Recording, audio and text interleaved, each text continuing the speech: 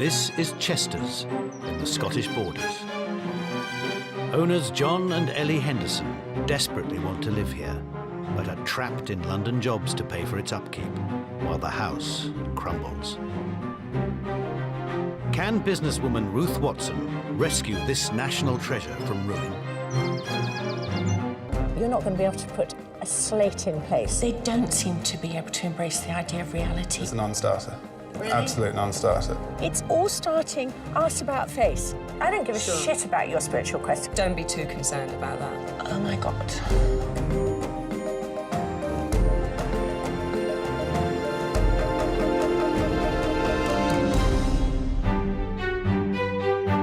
Chester's is a Grade 1 listed Georgian country house near Ancram in the Scottish Borders.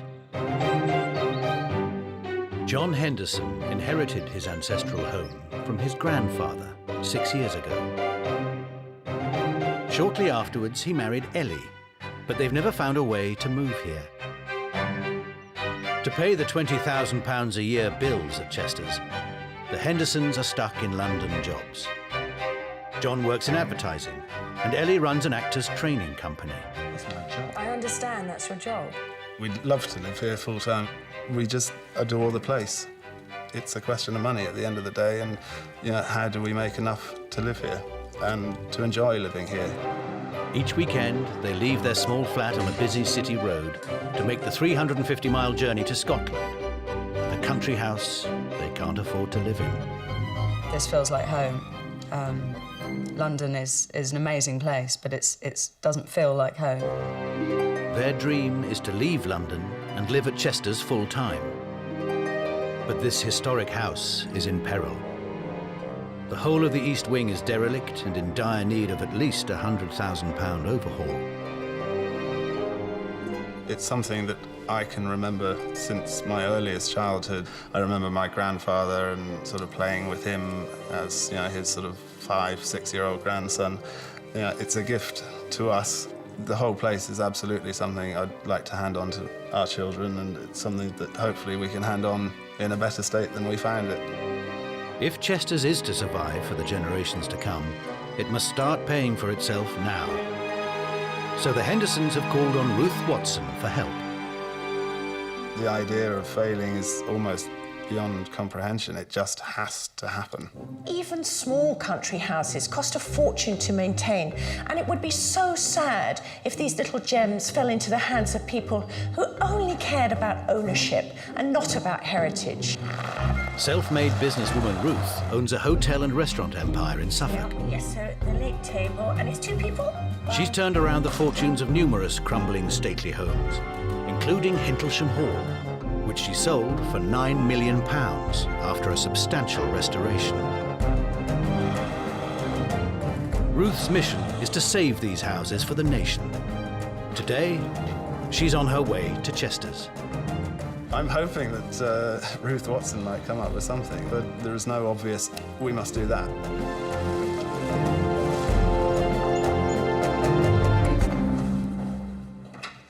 Hello. Hi, Ruth. Hi. So you're John? John. Yes, and Ellie. Hi, how do you do? Welcome to Chester's. Thank you very much. Shall we take a look? Yes, please do. I mean, the good thing from my point of view is that it doesn't look huge. It's not huge. Which no, it's vaguely manageable. I'm very happy about that. In a few days' time, Ruth will give her plan on how to save Chester's.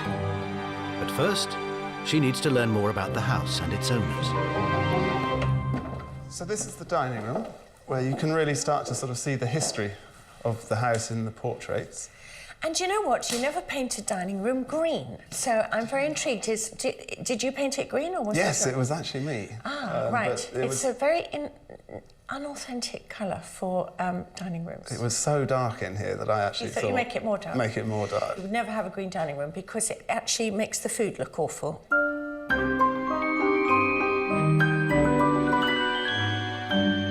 This portrait here is of Thomas Ogilvy, who was my great-great-great-great-grandfather. And he was actually the man who originally built the house. his son wasn't quite cut to the same cloth and was, I think, a bit of a spendthrift and enjoyed life to the extent that the house was completely mortgaged up to the hilt. He went off to Edinburgh gambling or something? Yes, I think something like that. Eventually, the troubled house passed to John's grandfather. But when he died, he didn't leave it to his daughter. It was actually jumped straight to me by my grandfather. Excuse me? As a woman, Incredibly unpolitically correct. I mean, it's not the royal family here. I mean, what's the problem with...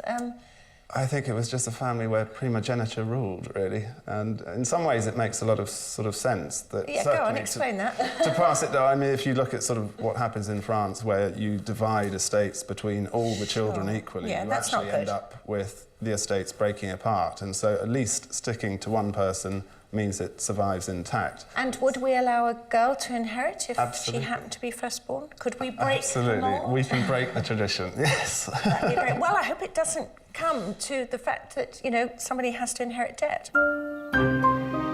John and Ellie are striving to safeguard their house for future generations and pass it on free of debt and decay.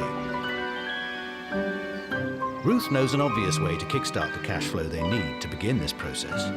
But will it fit with the Henderson sense of family heritage?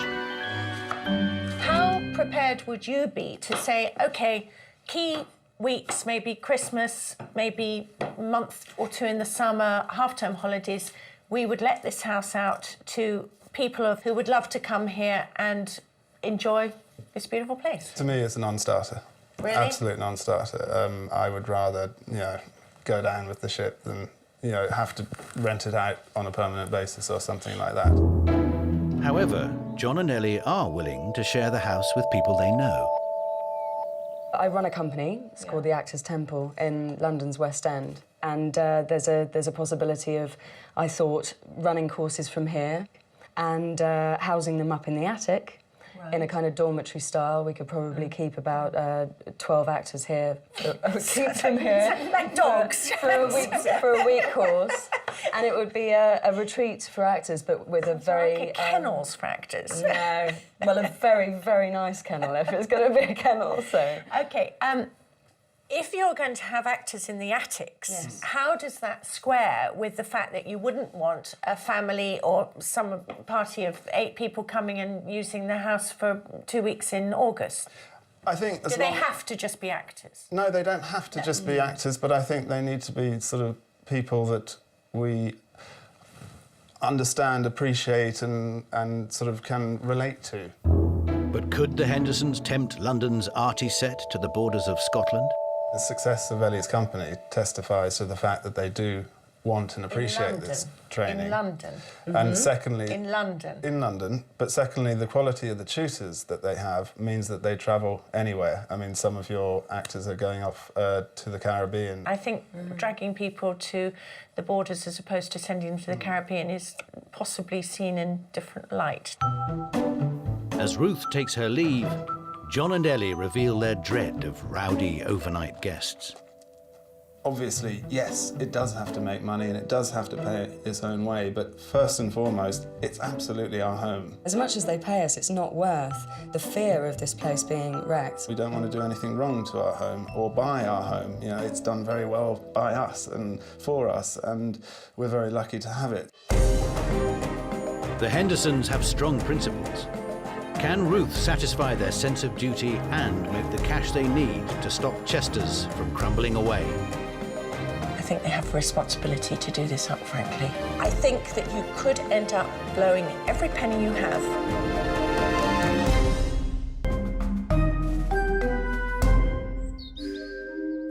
John and Ellie Henderson own Chester's in the Scottish borders. John's ancestral home and the centrepiece of a 1,000-acre estate, which includes 14 cottages, a huge stable block, and a mile-long stretch of the River Teviot. The Palladian-style house was built in 1790 by local architect William Elliott. With its classic symmetrical frontage and perfectly proportioned rooms, it's a superb example of Georgian architecture at its finest. The house has never been altered or added to, and as such, commands a Grade 1 listing. Chester's is a national treasure, but parts of the house are derelict, and John and Ellie can't afford to move from London to begin the renovation. I'm determined to come up with a plan that will not only help Ellie and John live in the house that they love, but also others to come and enjoy it. This morning, businesswoman Ruth Watson is investigating Ellie's idea to host acting courses. Part of Ellie's proposal is to convert the derelict stable block into workshops for her thespians. Rotting staircase to the hayloft. Very fine and very derelict. It is. I always, the first time I saw this, I thought, what an amazing natural stage area, though. Yes, it is. That's something that occurred to me. But as you can see, it's extremely unstable, to say the least, really. Unstable. Very good. I mean, the problem with all of this is that this must be grade 1 listed, is it? Yes, yeah, absolutely. And you're going to get every organisation, all the heritage people, the building regs. I mean, you're not going to be able to put a slate in place unless somebody says it's the right material. Costly. But really, this is a long-term dream, I think. It's something that... I like the words long-term and dream. Do the two go together, does that? Keep thinking that way. Yeah. So Ellie has romantic and expensive dreams for one crumbling edifice, while John has plans for another. He wants to turn the estate's old dairy into a brewery.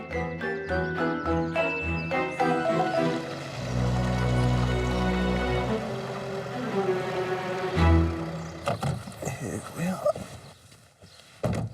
So, this is the site of a potential brewery. Water, access to? Water, there's mains water supply. The actual heating and boiling elements would all be run on LPG gas, so Right. that's portable. Sounds expensive, though. All of it's quite expensive. And what about access to and from the site? Because we came down a little muddy track. I mean, how would that work? There would have to be a whole new road. That's expensive. No, I mean, this is not a small project. John plans to spend all his savings and get a grant to restore the derelict proposed brew house. It seems both his and Ellie's business sense is clouded by romantic long-term plans. There is no point ever in making a huge capital investment unless you know you're going to get a guaranteed return. It's all starting arse about face. But John has a particularly personal reason for his long-term dream for Chester's. Behind a locked door, Ruth discovers why the house holds such a special place in his heart. Wow. This is the first time that his grandfather's tack room has been opened in over 25 years. It would literally have been like this since my grandfather had his accident. He paralysed himself riding, neck downwards. So he actually left this room, got on his horse and Yes, didn't come back presume to it? so. Yes. Because there's a calendar there from 1981. That was the year he had his accident. No, and I was actually riding with him. I was on a leading rein, and my pony pulled him off. So it was a sort of... I know, it's all... It was quite a moment, and I was only 8 years old. Yeah, well, you don't but, have to be no. responsible as an 8-year-old for that. But, I mean, that But this is presumably just brings it all extraordinary. back, that whole sense of... No, it certainly does.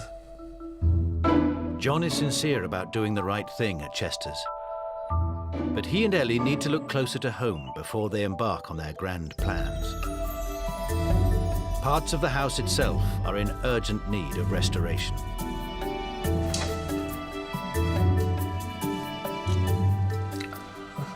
Oh, my God. This is absolutely derelict. You've got huge holes in the roof. Obviously hasn't been touched for 100 years or more. I mean, this is in real bad disarray.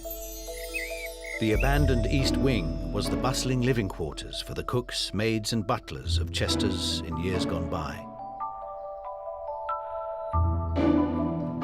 The self-contained block consists of 6 generously sized rooms spread over 2 floors.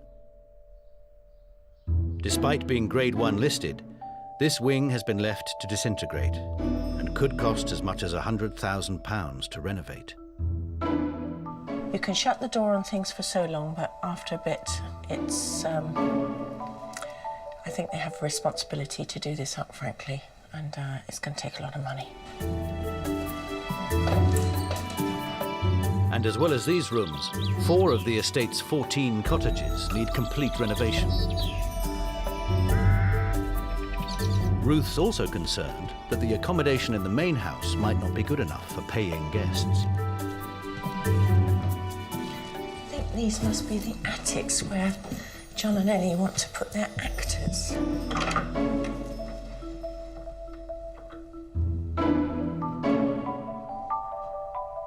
Ellie is expecting people to come up here, actors who are going to pay money, they're going to have to live together, and the bathroom facilities are extremely limited, and I believe she wants to charge money for it. Now, personally, I wouldn't pay.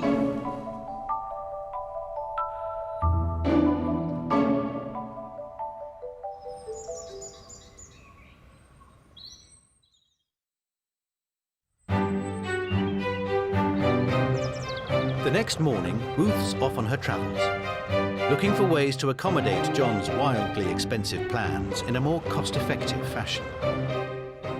I'm just arriving at Trecquare, which is Scotland's oldest residence, but more importantly, it's got a very, very popular brewery. The owner of Trecquare, like John, inherited her house, but Catherine Stewart is making money from hers, with a large slice of it coming from beer. So, what on earth possessed you in the first place to decide to set up a brewery? Well, it was my father, really, and in the 1960s, when he came here and my mother and father were opening the house to the public, they were rooting through all the old outhouses and came upon this brewery. This is the brew house. Right. The real essence of the problem for John is that, you know, we've got to establish a cash flow as quickly as possible just to pay for the upkeep of the house. But I don't want him to go investing literally £250,000 in a venture that may actually prove to be more of a gamble than a calculated gamble. I can't remember offhand how many microbreweries there are in Scotland, but there's a large number. Do you think that with all the microbreweries you've mentioned, that any of them would have spare capacity so that instead of him spending money on setup costs, he could actually take his barley and hops and things and they would make it for him? Yeah, no, I mean, that's certainly, a really good option. I mean, happy to do it here. We'd always do it. Ruth's found a way to get John's beer into the bottle without him having to build a brewery. Now all she has to do is persuade him it's a good idea.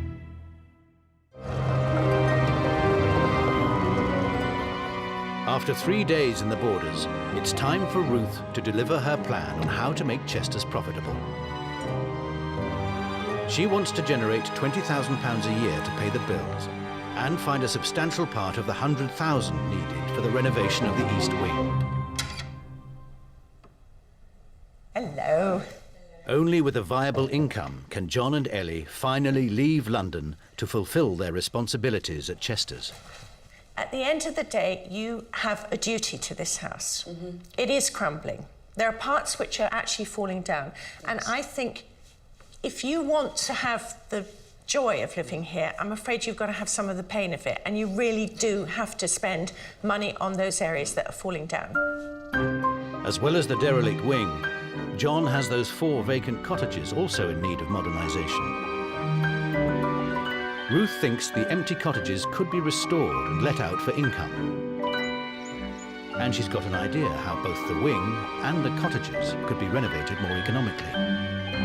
What I also would like to commend to you the thought of is actually employing a full-time maintenance person who's got good building skills. It saves a fortune. And it also means that they're on your payroll, you can deploy them where you want. Despite her reservations, Ruth wants to allow the Hendersons to pursue their favourite ideas. Now, acting. Yes. What I would like to charge you with, Ellie, is actually doing a trial, a genuine call to action for a group of people who you don't know to come and trial it, so that you can see whether it's actually going to work and find out all the hiccups before you put all your eggs in that basket. Now, John, your brewery. Do not invest this amount of money in it. You don't need to do it. You can still have your own beer, you can still use your own barley, but what you can do is you can actually go and use the free capacity that a lot of the microbreweries that are around, and there are a lot of them, competition, have to offer. It means you don't have to dive in at the deep end. You can go in the shallow end and just see how it all pans out. Because the one thing that nobody ever does, John, ever in business, is to invest in something using all their capital and borrowed capital, which is actually just a gamble. And at the moment, that brew house is a gamble. I think that you could end up blowing every penny you have for absolutely nothing and actually being in just as pile estate and just as much as a wastrel as the ancestor.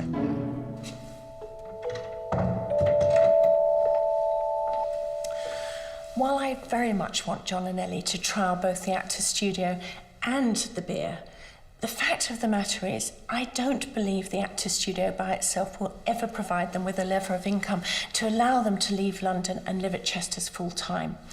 As for the brewery, it may be a success, but it's a very, very perilous project, and it's a long-term project that will only provide an income in 3 or 4 years' time.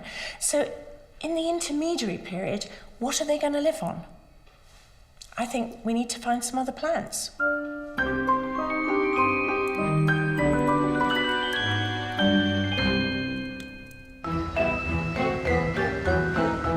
It's April in London. Desperate to prove that their romantic ideas can become financial successes, the Hendersons have sprung into action. With a month to go until the acting course trial at Chester's, Ellie and her colleagues have been busy recruiting willing participants. We didn't have to wait very long for the responses to come in, but it's sold. It's great. You've got actors that are getting this amazing experience. Yeah. The actors will be paying to join a 5-day Shakespeare workshop using The Merchant of Venice as their text. Surroundings, and it's like, that is a hell of an experience. It's getting people to realise that when you do have the space, use it.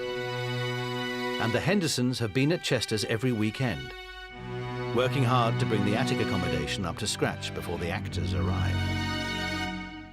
We are decorating and carpeting and plastering and doing it all ourselves. It's just the two of us. We are quite exhausted, actually. But it's a great thing to be able to kind of see that you've achieved that, so we're pleased we've done it. Across town at the Hendersons' flat, John's also working hard marketing his beer with the help of Nigel, an old friend from advertising.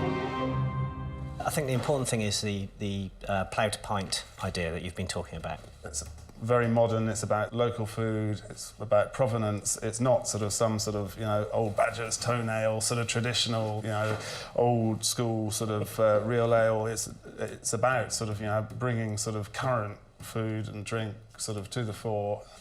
As a copywriter, it's comfortable territory. That's great. The way this is sort of developed is into something like this. That gets the journey from the field to the pint across much more clearly. Everything about it has come from, Chester's and the Scottish Borders Brewery. Yeah. So wherever you are in the country, whether it be just up the road or in London, this is actually being brought to you from the Scottish Borders.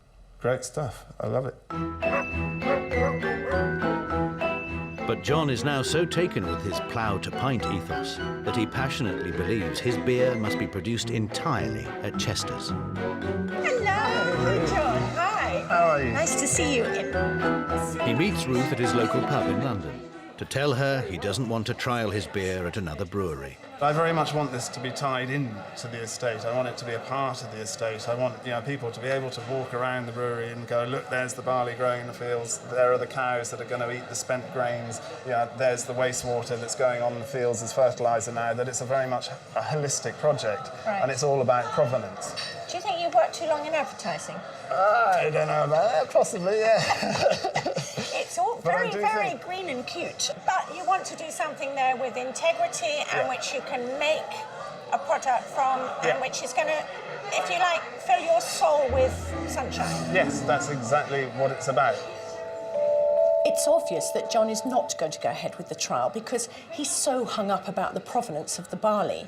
But the fact is that Any brewery will take 2 or 3 years, maybe even 4, from start-up to possible profit.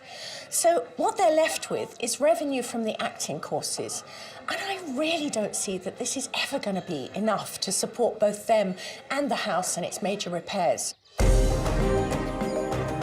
With the brewery trial over before it's begun, will the Hendersons ever make Chester's pay for itself? You have a dream, I have a problem. These people are on a course of optimistic idealism, and I don't agree with it.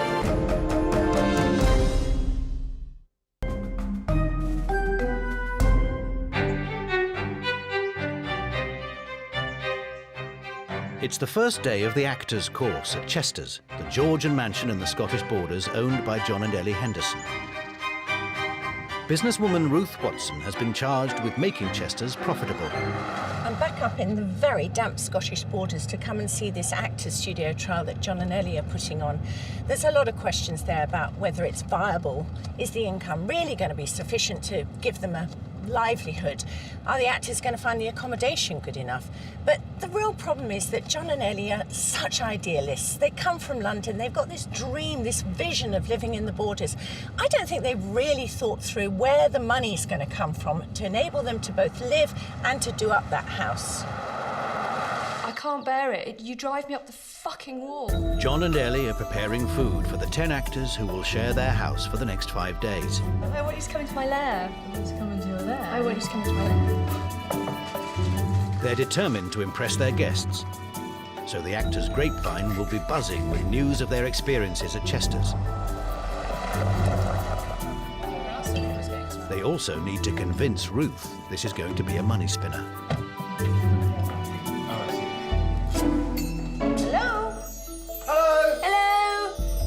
The actors arrived last night, and while they enjoy lunch, Ruth wants to see what the Hendersons have done to turn the empty attic into cosy digs worthy of the course fees. How long has this all been taking? Have you been up a How lot? long has it been taking? We've been up most weekends. Yeah. In fact, well, every weekend, yeah, to be honest. So it's taken a lot of work, and it's been John and I. Apart from the plumber who put in the new bathroom, it's been just constantly he and I up here doing all Hands the on. yeah, so it's actually been really quite an accomplishment, I think. So this is... Oh, new bathroom. The new bathroom. Oh, very good, very good. Very sensible, keep it very, low cost and uncomplicated, I think is the way to go. But I just know that people who, are in professions that you do perspire and do sweat tend to like to, run under a shower rather than having a long lazy bath. So it's just something to bear in mind.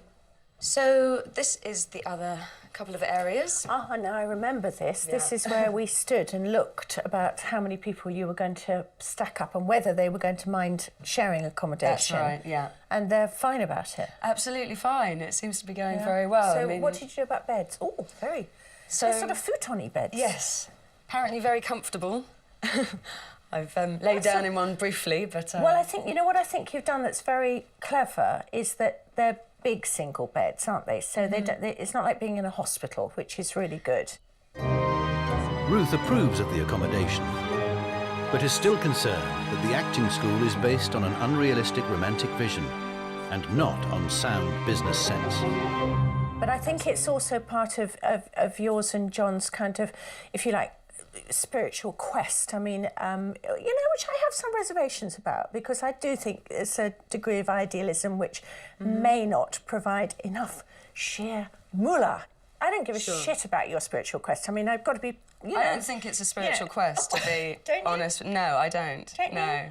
I think we're all actually seeking to be fulfilled, but it's not a deep spiritual quest. It's actually, I mean, I'm under no kind of illusion about what it is that we're doing here, and it's vitally important to us both to keep this going. So it's not some little thing that we're playing about with. So don't be too concerned about that. And as further proof that the Hendersons are taking Chester's seriously, John has followed Ruth's advice and employed a handyman to renovate his vacant cottages, and eventually that derelict wing. So this is one of the 14 cottages on the estate. It is. Yeah. And And the first one that we're really starting to have a go at. That's fantastic. I mean, it certainly looks incredibly pretty from what I Well, saw no, it's very outside. exciting, actually, to see it happening. Hi. Hello, Craig. Yes? Yes. I'm Ruth. How do you do? How do you do? I think you know. We know each other. Yeah. All So, buddies. John, I mean, we talked, didn't we, about doing up some of the houses and, most importantly, getting a maintenance chap who could do it for you. This is he, yeah. This is no, he. which is fantastic, actually, because it's sort of, this is the first cottage that we've started on, and it's really nice, actually, to see something happening. Yes, And positive. actually progress being made, and, you know, things are beginning to sort of take shape and change. So, Yeah. How long do you think before it's ready for rental? ask the man. I would say this one would be a couple of months, 2 to 3 months. And are you looking at this as cottage holiday rentals? Are you looking No, at it as long-term rental? I think this would be long-term rental, Yeah. just because I think it's not the perfect holiday cottage, but I think as a long-term rental cottage, it would be great. When the cottages are renovated, they should generate a few £1,000s a year. But that's not enough for John and Ellie to move to Chester's. They're hoping the bulk of the income will come from the actors' courses. Her name is Portia. So has the trial been a financial success? Where money is, and I no question make, I'll have it on my trust or for my sake. Come on!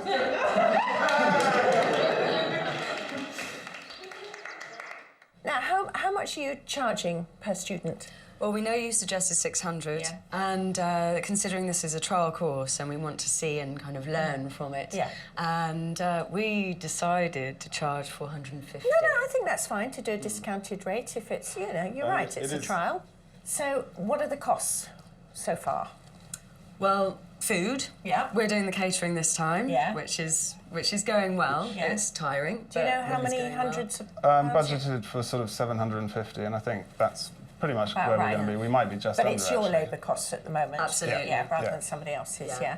What about other expenses? Well, there's the sort of tutors' costs as well. How much? Another sort of 500, 600 on top of that. Right. And then you've got the fact that we're splitting the proceeds 50-50 between the house and Ellie's Actors company, the Temple, Actors Temple, as they're providing Okay. tutors and the people and that sort of thing. So you might end up with about £1,200 12 for to yourself? 1,500 for the week. Right, Yeah. Or okay. 5 nights, as it is. Well, that's better So- than a kick in the head, isn't it? It is. How many of these courses per year would you see yourself doing? Because I don't think you'd be able to get 42 or whatever, do you, on a weekly basis? I don't think we'd want to either. I think, you know, we'd be looking at maybe doing one a month. say. Right, so 12. So it's not, you know, we're not going to turn ourselves Okay. over completely. I'm just to do turning it. that back to income. You know, 12,000, 14,000 pounds a year, nothing like what you're earning at the moment. No. Well, it's So- it will be a little bit more than that. It'll be more like sort of 20,000 a year. Might be slightly on the rich side on there, but anyway. Wouldn't be you if you weren't being a little bit suspicious. No, this is genuine. I'm very cynical about your costings, you should know that. Or to find both, or bring your latter hazard back again and thankfully rest better of the first. You know me well. And herein I spend but time to whine about my love with circumstance.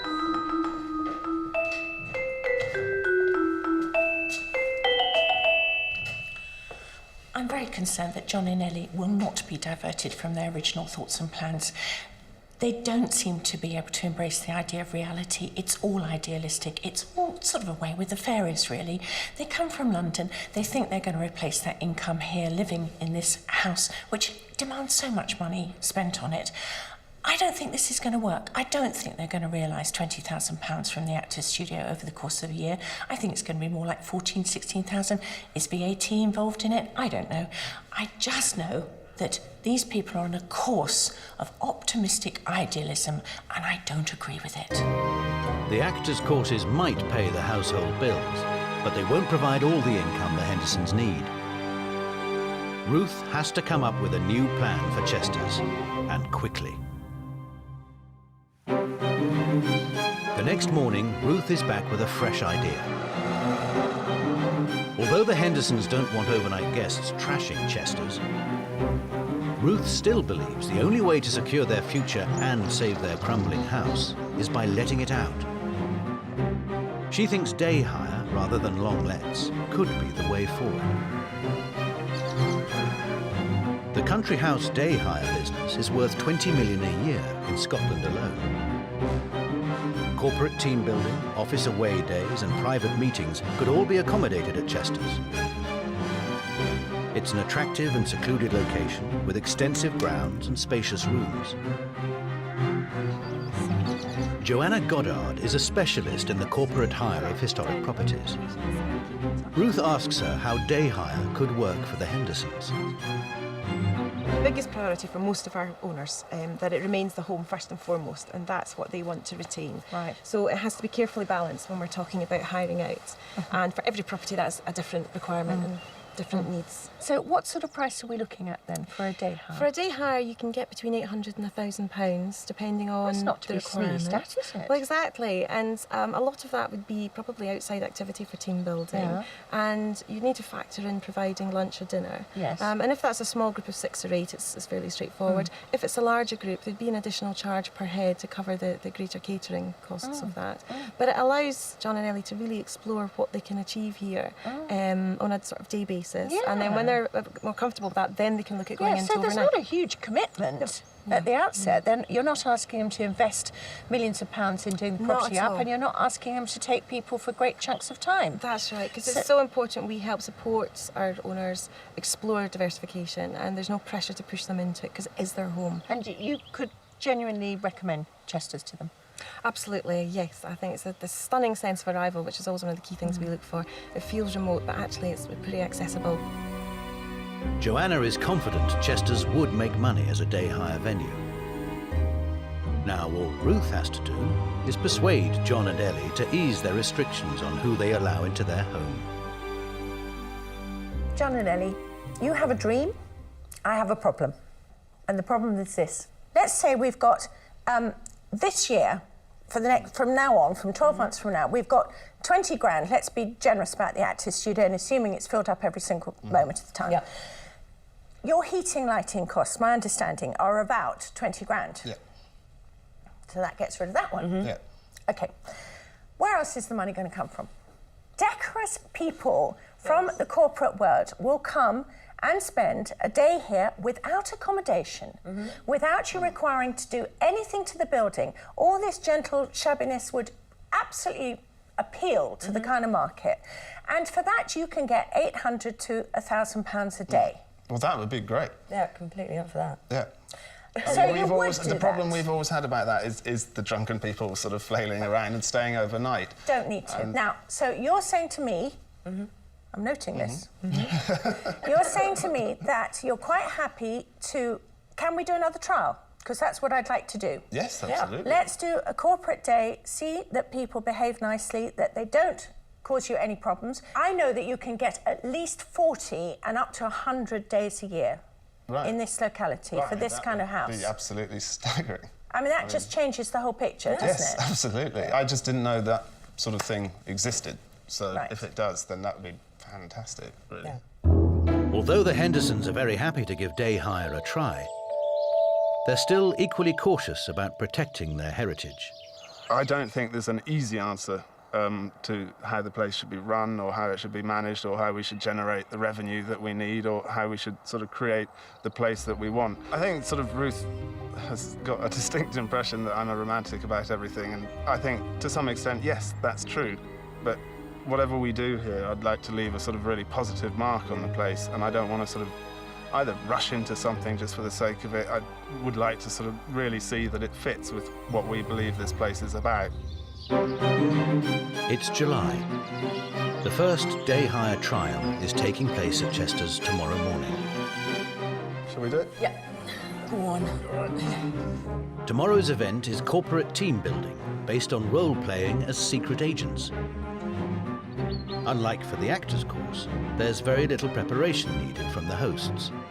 Hi, Eddie. It's John Henderson. How you doing? But the Hendersons are desperate for the day to be a success and want to check that everything's in place. Hiya, how you doing? Good. Have you spoken to Eddie? I just spoke to Eddie, yes. And it all sounds very easy, actually. They're just bringing everything that they need So it's all quite straightforward. We just got to provide the sort of cutlery for 2 courses for the lunch, and that's it. But John remains unconvinced that the event is going to work out. This is something that Ruth suggested, and it's sort of, you know, her and Joanna are very much sort of coordinating the whole thing, and so hopefully it won't be too stressful, as it were, and, you know, we can just sort of sit back and see how it all pans out. We have ordered kind of a few things just in case, like tea and coffee flasks and things like that, but, you know, if they're used to doing these kind of events, then they should have everything covered. But we're pretty good in crises as well, so if we need to do anything, then we can. But I'm sure something will happen, something will kick off or go wrong or something.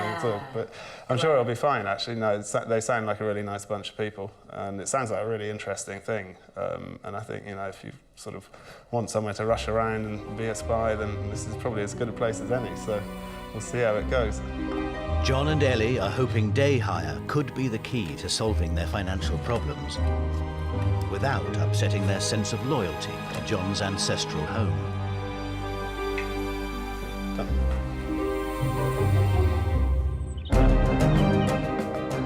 After several attempts to find an income for Chester's, everything is now resting on tomorrow's event.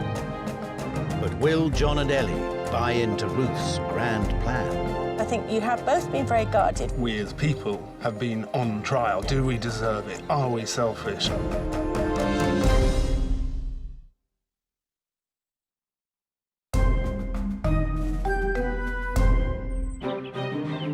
It's the morning of the first corporate hire day at Chester's in the Scottish borders. John and Ellie Henderson are making the final preparations for what they hope will provide them with the regular income they need to leave their London lives behind. I've done 2.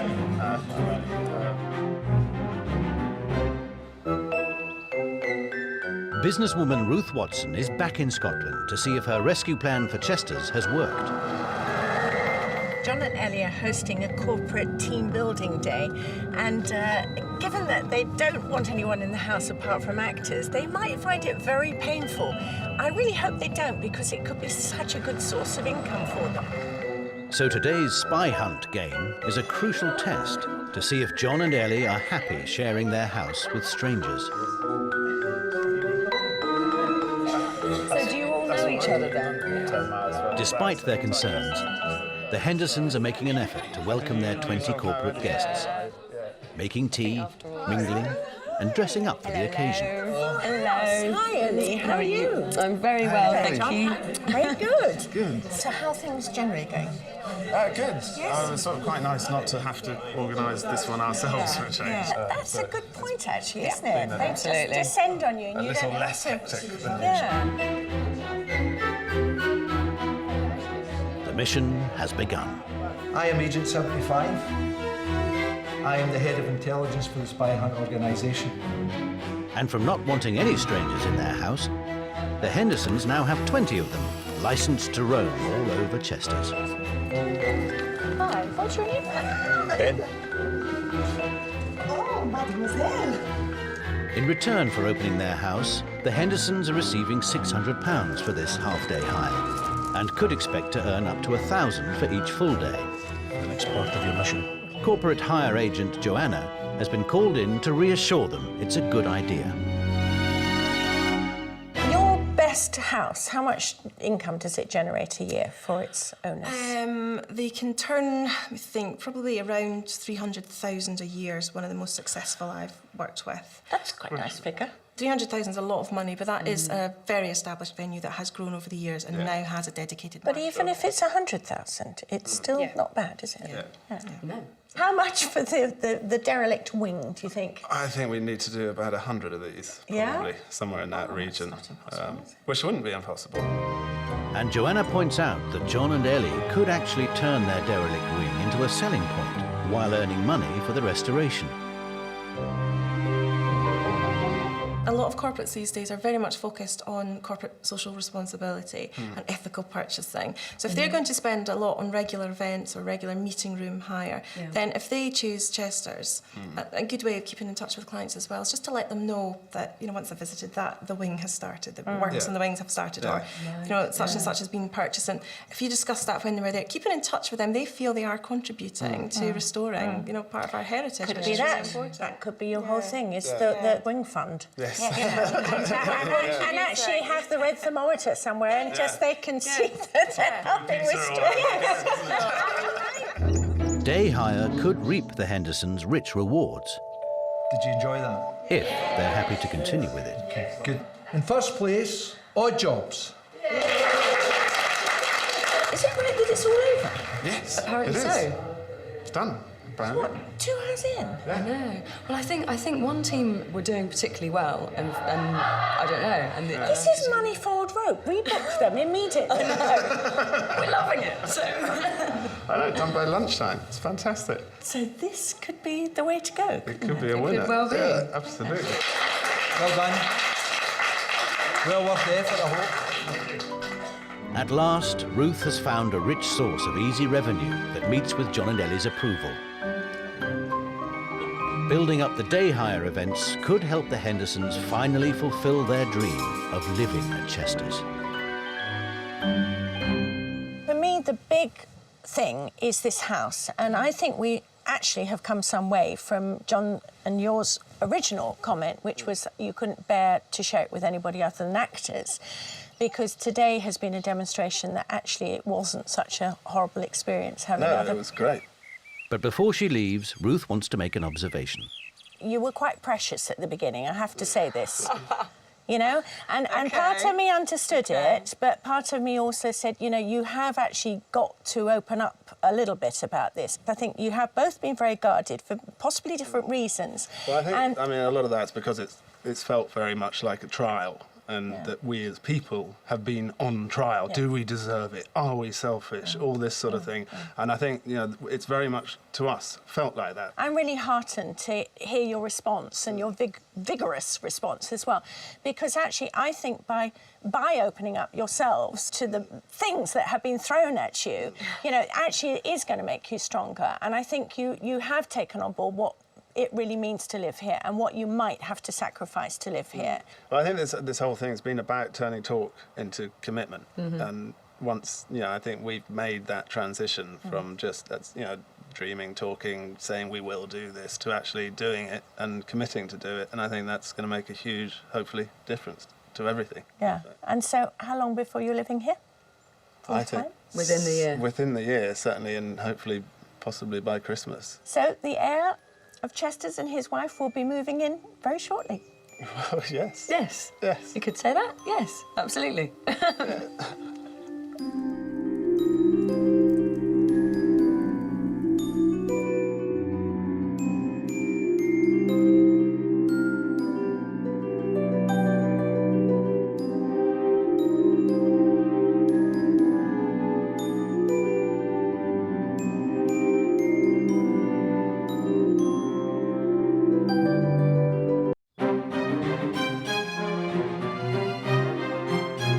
This is Pantily Castle in Cornwall, one of Britain's most spectacular estates.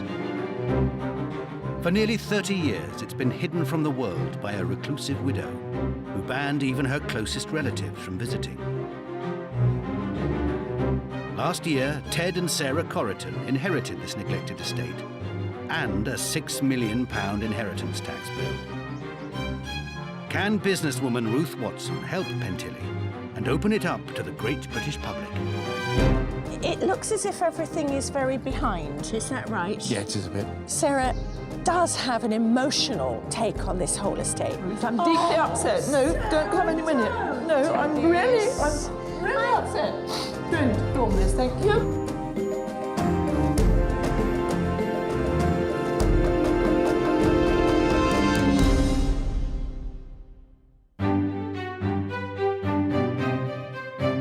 Pantily is a Grade 2 listed castle and 2,000-acre estate in Cornwall. It was built in 1698 in this commanding position overlooking the River Tamar. For nearly 30 years, Ted and Sarah Corriton have lived just a mile from Pantily, wondering if one day it would be theirs. Belonged to a cousin of mine who was married but had no heir, and he rang us up out of the blue in about 1977 and asked us if we'd come down and help him run the place because he didn't know anything about farming and there was quite a lot of land. You didn't know that? No, I didn't. To inherit, the deal was that Ted would run one of Pantily's farms for his cousin Geoffrey and gradually take over the estate. But when Geoffrey died unexpectedly in 1980, his widow, Kit, withdrew from the world and banned Ted and his family from the castle. So she just decided to become a recluse and shut the house up and told me never to come back here again. The news was devastating for Ted and Sarah. Over the next 27 years, their family grew up in the shadow of Pantily, which remained out of bounds and became a subject too painful for discussion. But in September 2007, Kit passed away and left the estate to Ted. I suddenly thought that's going to rock the boat a bit, change life, and I'm going to have to make some decisions. Having been the cause of so much heartache, the Corritons planned to sell Pantily and take the money. But when Ted, Sarah, and their 3 grown-up children came to see the castle, they fell under its spell. They all came in at separate times and just said, we've got to go with this. The decision to take on Pantily landed them with a massive £6 million inheritance tax bill. The house is in need of serious restoration, and the estate has become overgrown and neglected. For the Corritons, the experience has been emotional and life-changing. I worry about it because it's such a wonderful thing to have actually been left, but you suddenly get very frightened. Having sort of been through so much as a family over the last 27 years, what I really feel passionately about is that suddenly having material possessions doesn't destroy us. So they've called on Ruth Watson for advice. The British country house is an institution that's under a very real threat. I'm determined to bring my business expertise to bear to help save these historic houses and estates, make them pay their way and preserve them for the future. Self-made businesswoman Ruth owns a hotel and restaurant empire in Suffolk and has turned around the fortunes of numerous country houses, including Hintlesham Hall, which she transformed from a crumbling pile into a multi-million-pound business. Today, Ruth is on her way to Cornwall to meet Ted and Sarah and help them find a way to make Pantily pay.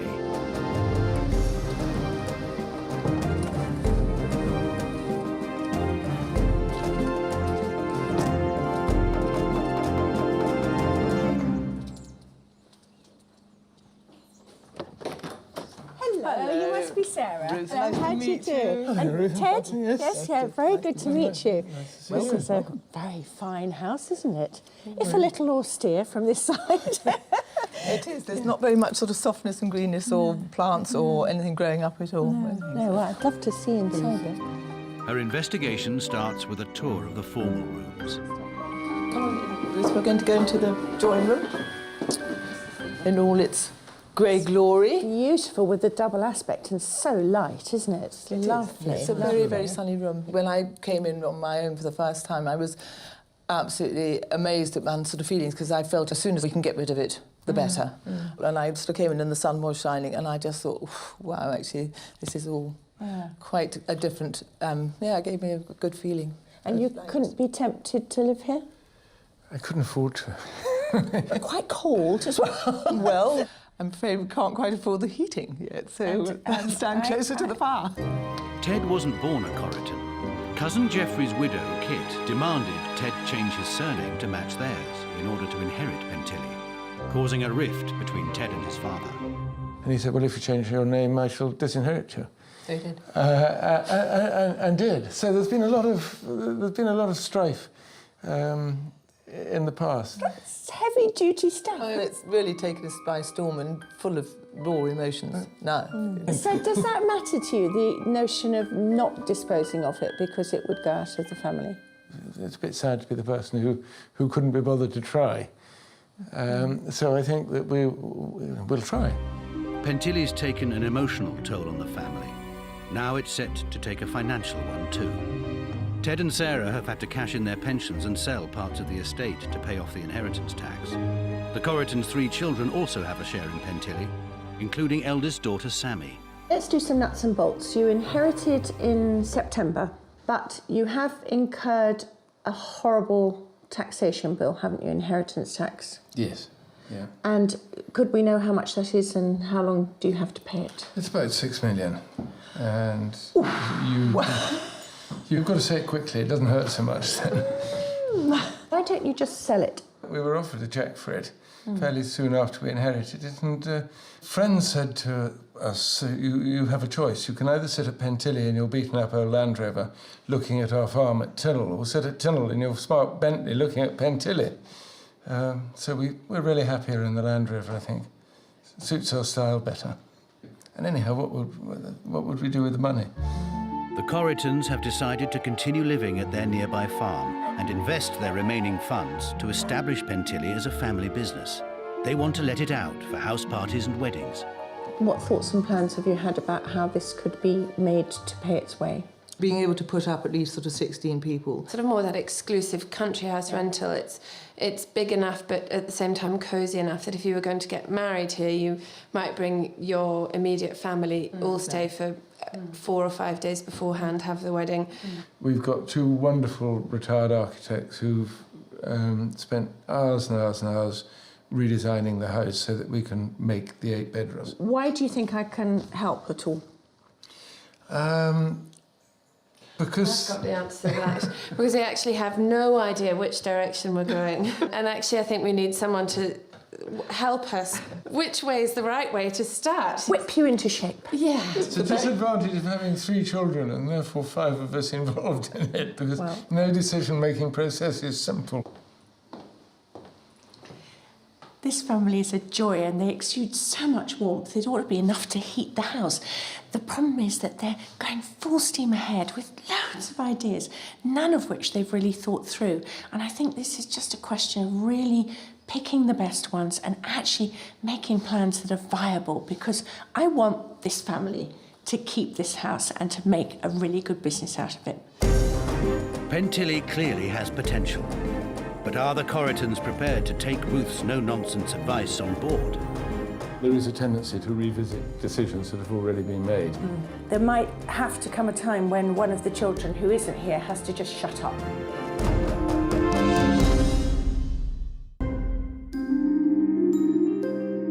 Ted and Sarah Corriton are the new owners of Pantily Castle and its estate in Cornwall. With elegant hallways and a formal drawing room, this historic house is perched high above the Tamar Valley. Surrounding it is a 2,000-acre estate of farmland and landscaped grounds, including a walled kitchen garden and numerous handsome cottages. High above the river on Mount Ararat sits an imposing mausoleum, built to house the final remains of Sir James Tilley, for whom the house was built in 1698. 3 centuries later, the estate has been inherited by Ted and Sarah, along with a £6 million tax bill. I'm determined to help the Corritons come up with a financially viable plan that brings Pantily out of the shadows and allows everyone to enjoy its glory. Ruth Watson's helping the Corritons turn historic Pantily into a going concern after years of neglect. This is the amazing mausoleum. Yes, this is where Jimmy, as we call him, but Sir James Tilley... That's very familiar. ...wanted to spend his last days on Earth. He was always convinced that he wouldn't be dead for very long and would return to Pantily. So he demanded that he was put in his favourite chair, wearing his favourite clothes, and that the servants would give him food and drink twice a day. So he didn't get buried? No, he was just sat in the chair, wired to it, so that he didn't slump in his seat, and the servants did what they were told for 2 years. You are kidding. And eventually the villagers couldn't take it any longer and they buried him. Mad Jimmy wanted to sit here surveying all he possessed and owned, and your cousin came and did the reverse. He planted these conifers to... Yes, he did. The mausoleum showed up very well from the river and across the river, and the cousin wanted the estate to be private. Right. They're dreadful, aren't they? They spoil the view. And you would be happy to cut them down? Oh, absolutely, yes. And in general, your whole viewpoint about the house and the estate is to open it, to be more open to everyone. Yes, it's pretty selfish for just us to enjoy it, isn't it? It's part of Cornwall, and I people like should that enjoy it. attitude, Ted. Glad of that. In 1809, the gardens were completely remodelled by Humphrey Repton, a famous landscape designer. And although his plans for Pantily were never fully carried out, they are documented in a very special book.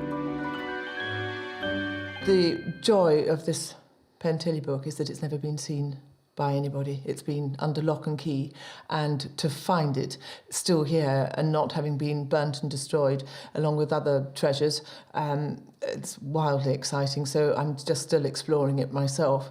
And the sort of thing that he did, where he drew, for example, a design of what the gardens were, and then he painted and pasted over what the garden, with these wonderful sort of flip backs, what the garden then sort of might be.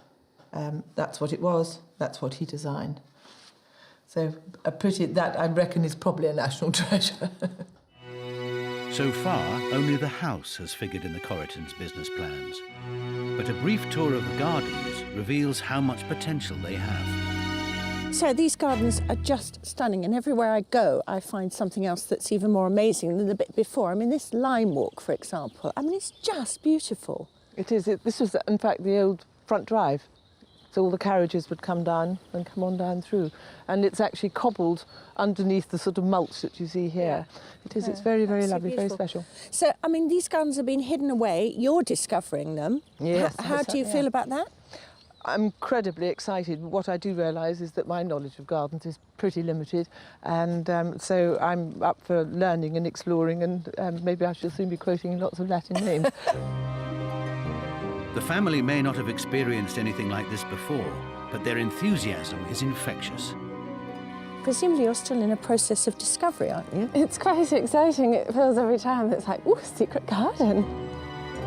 This once productive kitchen garden used to be run by 6 staff working full-time and supplied the house with all its fruit and vegetables. If this could be back to how it was 100 years ago, that would be absolutely a dream come true. But thus far, the Corritons' business plans have concentrated on the house instead of the gardens. They're keen to turn it into an exclusive venue for weddings and house parties. So Ruth heads off to find out if it's suitable. Oh, what is it about people who live in grand houses that they've got to collect dead animal detritus? That is repulsive.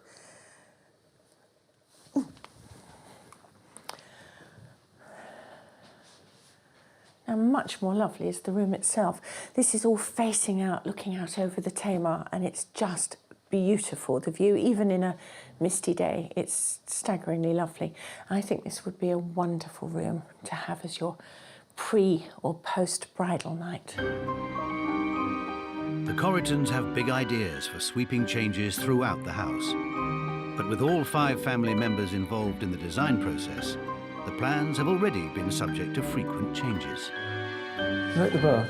Actually, in a funny kind of retro way, I do. If you look at the plans here, the children have insisted that that becomes a bathroom. So this set of plans has already been superseded by another set? Yes. Yes? Yes. One of the things that is slightly bothering me is that there's a lot of changes, a lot of discussion amongst the family, and then everyone throws it all up in the air again, and it all glands down, and then we change it again. There is a tendency to revisit decisions that have already been made. There might have to come a time when one of the children who isn't here has to just shut up. Right.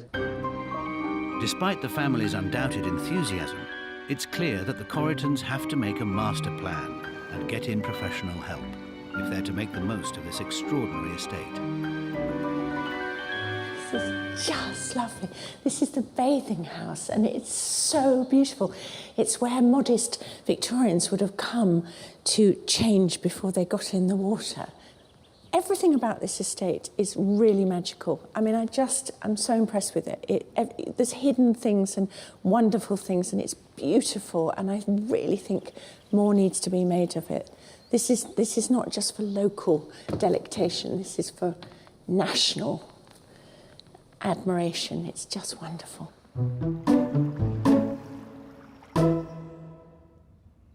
To get some ideas on how the Corritons could be making more of their incredible estate, Ruth heads off to a nearby success story.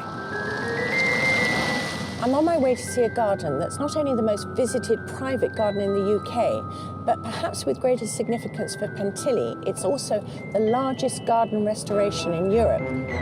Like Pantily, the lost gardens of Helicon fell into a terrible state of neglect. But that all changed 10 years ago when a group of enthusiasts took on the garden's restoration. Now it makes a healthy profit. Ruth gets the lowdown from Peter Stafford, the managing director. So what are the visitor numbers nowadays? They're fairly consistent at around 250,000 to 300,000, but they've grown from literally zero when we opened to that figure. Pantily's gardens couldn't be made into a visitor attraction of this scale overnight. But Ruth's keen to find out whether they could tap into this lucrative market without spending a fortune. How, in the early days, did you fund the restoration of the gardens? Entirely out of visitor income. Really? And cut our cloth according to that. But as I say, in the very early days, we decided we would run with what we could afford. The gardens clearly have potential, but does the castle?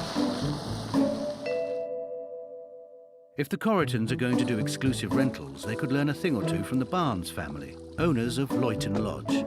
They converted their historic property into luxury accommodation for house parties 5 years ago. And so far, it's proved to be extremely successful. Was it important to you to be the hosts? I think somehow or other that there needs to be a host. The guests like it, actually, that there's a family feel, but there's always a point where you have to be careful to get the balance right. You know, so you're a host, and yet when they come, it's their place. Luyton Lodge has a turnover of £500,000 a year, and the Barneses believe that this is down to a clear business plan and the right amount of rooms. You've got 10 bedrooms, that suggests 20 people. Is that a kind of magic number? Do you think it's important? I think it's a very good number. Yeah. It certainly has proved the case for us. I mean, you can get bigger and bigger, but 10 seems to be perfect. Ruth returns with all the information she needs to advise on Pantily's future. Hello. First up, she's concerned that the Corritons don't have a master plan for Pantily, or the expertise to execute it. Everything about this place is, to my mind, bigger than you think it is. And I think you're coming at it as a very amateur night out, sort of little hobby kind of thing. I'd like all of you, including the absent siblings, to actually write down what you think you can bring to the party. What are your strengths? What are your weaknesses as individuals? Yeah? And how much time and effort you're prepared to contribute. So the first thing is, I want you to organise yourselves as people, right? What do you bring to the party? What are your skills? What do you think you can contribute? And what do you absolutely know you can't or won't contribute? And it's from that point that you will know what kind of expertise you need to bring in. You know, you have just got to raise your game. I don't think you realise that you're very rich people. You've been used to being paupers. You're not paupers anymore. I find that pretty uncomfortable, so... Ruth thinks there's merit in their idea of renting the castle for exclusive stays, but sleeping just 16, it's a little on the small side. What seems to be the zeitgeist is that the number is around 20.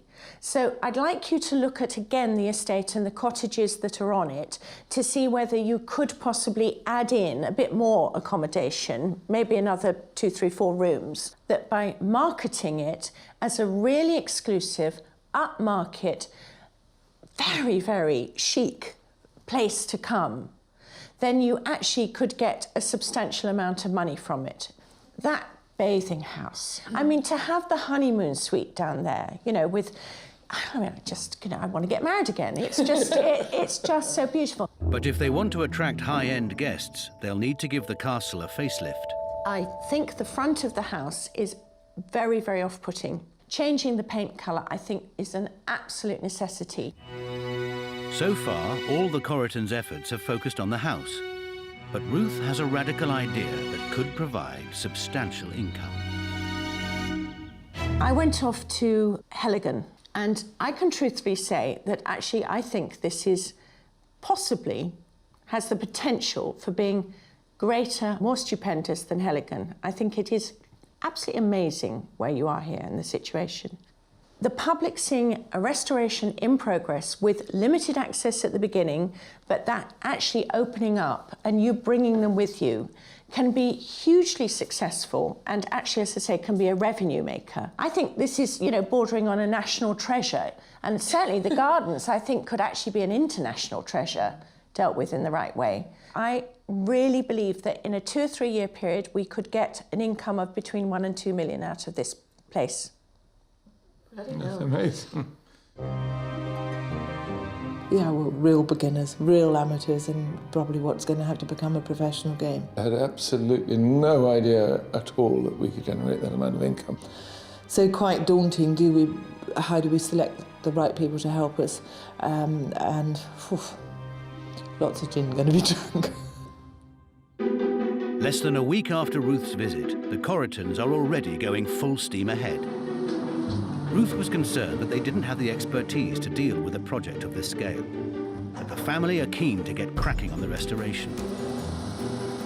The house is stripped of its austere paint, and dangerous trees are felled throughout the estate. Jonathan Mansfield is an architect and friend of the family who's come out of retirement to help the Corritons redesign the house. But despite revising the plan several times already, the family have decided they want yet more modifications. All well and good having your gorgeous, fabulous, massive suite, and then you have a bathroom that you can barely swing a cat. You couldn't even get the cat in the bathroom, let alone swing it. It is small, there's no doubt about it, but you know, the concept was that there would be 2 bedrooms there, and only a small bathroom. But you know, I'm very happy. I listen to you. I understand what you want. Yes, I mean, the house is going to be here for the next 100 years. Let's get it right. If we have to ask Jonathan to draw another set of plans, I'm sorry, Jonathan. Even the ancestors aren't exempt from the Corriton sweeping changes. In a hugely symbolic moment, Ted and Sarah are saving Sir James Tilley's decaying statue and sending him off to be restored. I'd be quite sad to see him go, really. Yeah, I know. He's got a face look on his face that says, "Oh, please don't touch me like that." I just want to stand beside him to see. I've always wondered how high he was. About the same height. Family resemblance.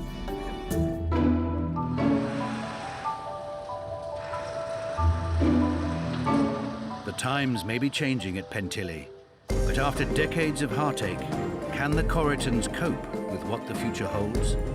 Or will their emotions get the better of them? Really upset. Don't film this, thank you. Why are you? No, I don't want to be filmed. I'm not going to be filmed. Tell me why.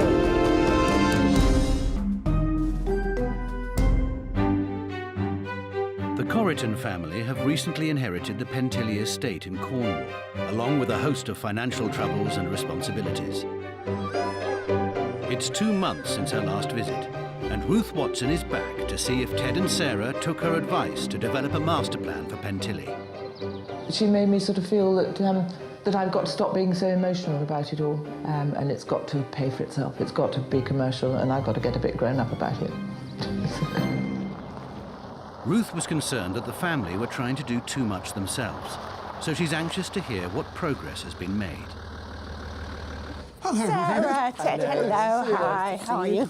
Good, thank you. Very well, thank you. How are things going? All right, I think. I see your guardian, Sir James, has been replaced by a rather small gnome. Rather a small person. We couldn't find a bigger one. Ted has been dealing with a staggering amount of work. They're really cracking on here, aren't they, at the back? Yes, we're taking all the paint that's on top of the render Yes. off, and then we can repair the cracks and repaint. Yeah. But we've repointed most of these walls. Lisa, looks fantastic. That's a really nice job. So with all the work going on, have you decided what kind of colours that you're going to repaint. Well, as you can imagine, there has been a certain amount of debate over on that.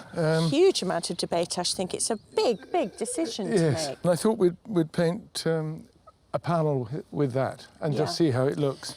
What? And the other alternative is this one, which is slightly more caramelly. I would definitely not go with that one because I think that is actually just bland, basically. I think that's a cop-out colour. And I think you actually can be quite bold with this. It's got such strong shape, you know. I mean, and with the castellation along the top, and it's such a handsome house, you know. And I think having a pretty colour will both feminise it, but also I think it can take it.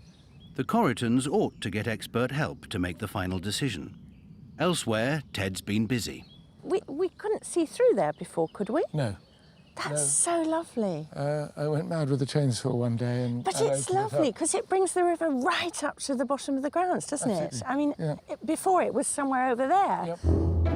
They may have been cracking on, but Ruth wants to find out if the family have got themselves properly organised.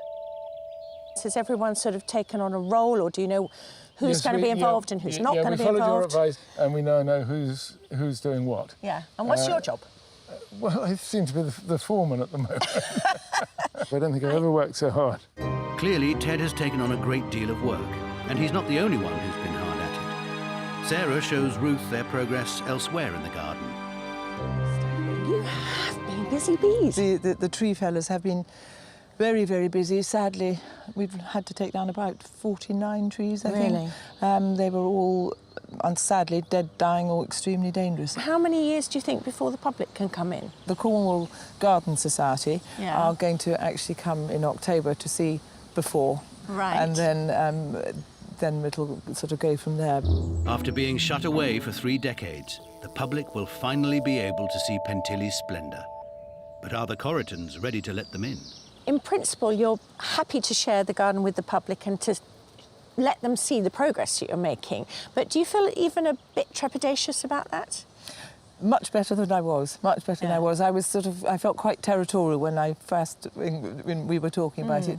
And I think what has really happened is that people who've been here have been so unbelievably enthusiastic. And I feel it's got to be something that's got to be shared. Ted and Sarah have energy and enthusiasm in abundance, so it's no surprise to me that things are screaming along at breakneck pace. I also think Sarah does have an emotional take on this whole estate. You know, it came with a very checkered history, and I think it's good for her that she's doing this work. What I'm concerned about is they must have an overall plan for the whole estate.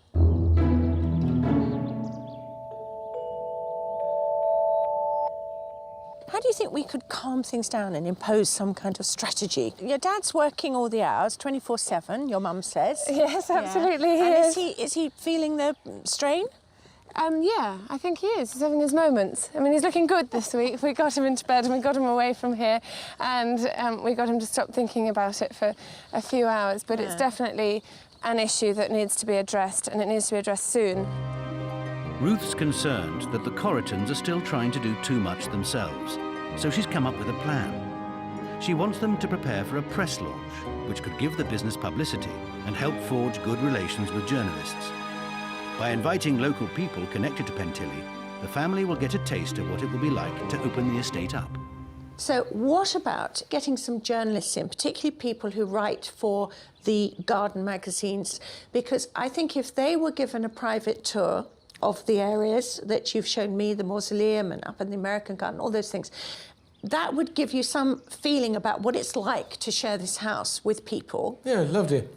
Yeah. But I mean, we've been talking about doing exactly that. And I hadn't really sort of thought about it, strange enough, for the promotion of Pantily, but naively enough. Why were you against it then? Because I want people to just be here and come and see it. But clearly, Sarah is still very emotional about the whole process. What is the core product here? What is the thing that makes it tick? What is the thing that makes it work? It's you two loving it to pieces and wanting to share this with people. That actually is your strength. Gonna work. With just a few weeks before the press launch, there's a great deal to do. But despite Ruth's words of warning, the Corritons are still taking on many aspects of the project themselves, including designing the Pantily brand. the card is smarter with it on the side, but I don't like headed paper with it on the side. I think it looks a bit like I like it much better, that the writing paper in the centre without any lines. Or do you like it like that with it slightly off to the side? Slightly off to the side, did I say? Yes, because it was... Yeah, it was that one, but without those lines. And then I quite like that, but without the... Well, Mama, whatever you decide... We stick with. I think if you... I prefer the one on the side. No, 2 against 1 sleep, you're dead meat. Fine. The family have finally chosen the colour for the house, without the expert help Ruth advised. How's it going? It doesn't come up as well as it did the other side. To give the press an idea of how the finished rooms will be styled, Sarah has created some mood boards with the help of a local haberdasher. Hi, Graham. Hello. How many more rotten windows have you found? We've got 2 burnt off and ready for priming. Oh, have you? And I'll have another 2 burnt off today. Only another 46 windows to go. But the work is progressing slowly, as the Corritons have decided to use an unusual paint. It's not like a normal paint that we use in England. This is a mineral one that comes from Germany, and it seems much, much more tricky to apply. And I'm not sure I'd have gone down this route if I'd known how difficult it was. It's meant to last 30 years, and the amount of grief it's causing me, I hope it does, because I don't want to do it again. Yeah, press day is, what, 2 weeks' time? Yeah, we can do that. A bit tight. Sadly, their efforts are dogged by paint problems and bad weather. And by the day before the press launch, it becomes clear that instead of a bright new exterior, the journalists will see Pantily covered in scaffolding. But despite the stress, Sarah's keen to put on a brave face. The scaffolding it'll be moved from this side of the house. This any minute now. It should have been done today. In fact, I'm not quite sure why it hasn't. But it's clear of all its sort of netting that was up, so you've got an idea of the colour now. And if you don't like it, tough. There's stuff to be done, but the things that haven't happened, there's not really much time to get them done between now and tomorrow morning, so it is what it is. And hopefully it'll be wonderful. Done. Dirty oven. Perfect buns. The day of the press launch has finally arrived, and there's still a great deal to do. It's an extremely stressful time, but the Corritons are determined to put on a good show. But are they ready to present Pantily to the locals and the journalists? This is my final visit to Pantily, and it's press day, which of course is incredibly important because this is Ted and Sarah's chance to really show Pantily off. I'm going to be interested to see how much work they've done, but more importantly, are they going to run the day in a professional way, or is it going to be full of emotion and all the historical baggage? But straight away, Ruth's in for a shock. So, what ghastly wounds have you been inflicting on your house? It looks a bit mottled, doesn't it? It's terrible. What is it? It was the bodge-up repair they did 20 years ago. So are we going to provide the press with not just dark glasses, but black blindfolds when they arrive? Well, we'll give them something to laugh about anyway, won't we? Oh, dear. It will get better. Ruth suggested that they consult a paint expert, but the Corritons decided on the final colour themselves. It's a little more parsnip-coloured than I had expected. Did you ever have, I suggested a chap who's a paint expert, you know, does all the National Trust properties. Did he ever come down? No. We talked to a paint expert and then we thought, well, it's a colour we're going to have to like, so we'll do it that colour. If it actually clashes in a really vile way with the red brick, which I'm slightly concerned about, you could take it down a shade, you know, creamify it a bit, and it wouldn't look weird. We could. Yeah. But I listened to what you said, and you said it's a big building, you've got to be positive. So well, I agree with that. It's a positive colour. I agree with that, and it is, and it's a friendly colour. So, I mean, it looks as if everything is very behind. Is that right? Yeah, it is a bit. Yeah. Despite what Ted says, I think he's really rattled about this whole project, and The colour actually is much better when you stand down on the terrace and you've got the grey walls. I mean, the thing is, it's not vile, but it could have been so much better. And I personally would have taken advice on this from a real expert in the field. It's too big a building, too important, and it's not enough to say, well, we quite like it. What's really disappointing, though, is the scaffolding still being up and the press coming. But the scaffolding isn't Ruth's only disappointment. She's not overly impressed with Sarah's interior design mood boards either. There's nothing innately wrong with them, except it's incredibly traditional. It's very Country House Hotel 1984. And my problem is that I think she should be using professional help for this kind of thing, along with the outside paint colour. This is a house of architectural importance and something that really should sing with its strength and its force of design. They're missing a trick here. I think, you know, Sarah and Ted just going off doing their own things. You know, they need somebody to bring this all together. It just feels too fragmented. Ruth heads to the kitchen to greet Sarah and Sammy, but conversation quickly turns to the mood boards and Sarah's choice of a local haberdasher. I enjoy her taste enormously, and I think to be able to decide within probably the best part of an hour what you're going to do in 5 rooms is fairly full-on connection with somebody. Is this woman absolutely at the top of her tree? Does she completely understand this architecture? Is she going to give you a design? Well, can I just tell you from the mood boards? Right, okay, I'll just come clean. The mood... Not all of those fabrics are there on the No, but just the general feel of it. I was doing that in 1982 at Hindlesham Hall, and I think times have moved on. To me, it just looks dated. What makes them dated, and what makes an opinion so... No, it is very subjective. Yeah, there is no absolutes.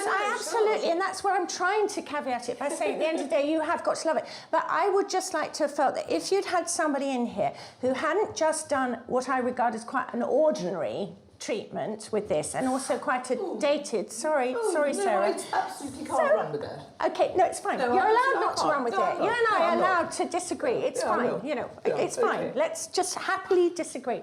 When I had Hindlesham, which is, like this, a building of great significance, I actually did go to people who really, really knew about both the architecture and about paint and about everything else. But I didn't just get the little local woman in from Ipswich to come and... I would feel I was being fraudulent to myself if I didn't say that I think it could be better. Everything is fairly predictable, and I think it could be less predictable. Doctor, I really want to talk to you about it now. Doesn't want to talk to me at all anymore. No, I will. The knife is here. It's ready to plunge into my guts. Preparation continues, but with the press due at any moment, Ruth's concerned that Sarah's taken her comments to heart. Are you all right? No, I'm not, Ruth. I'm deeply upset. No, don't come any minute. No, I'm really upset. Don't film this, thank you. But why are you No, I don't want to be filmed. I'm not going to be filmed. Tell me why. I think you're being very harsh, and I think that's most unnecessary. I'm pretty sure Sarah's not speaking to me at the moment because she stomped off camera, very upset with me because I had the temerity to not agree with everything that she's been doing. I don't think they're doing a bad job at all. I'm merely trying to say that I think they could do a better job. And what really bothers me is that this shouldn't end up being a sort of provincial kind of treatment, this house. It needs something of a national scale. After an emotional start to the day, can the Corritons still manage to impress their important guests? I'm concerned about the seating arrangements, which frankly look a combination between a youth hostel party and somebody's suburban barbecue.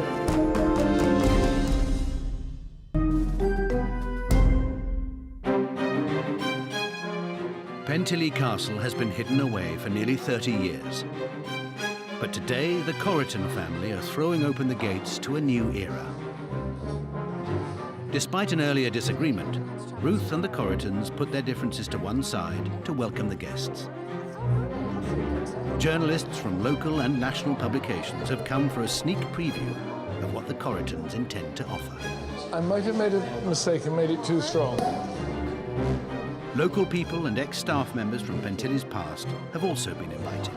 Hello, Roger. Hello. Hi, how are you? How are you? If the family impressed the journalists, the coverage could be invaluable in making their venture a success. We grew up on a farm on the estate, but the old lady didn't like the family. And help secure Pantilly's future. With the workmen still hard at it, it's clear that Pantily is a work in progress. But the guests seem to be enjoying the sunny terrace and elderflower champagne. Well, we've got a number of journalists here from both national and local newspapers, which is jolly good, but it doesn't feel very well organised at the moment.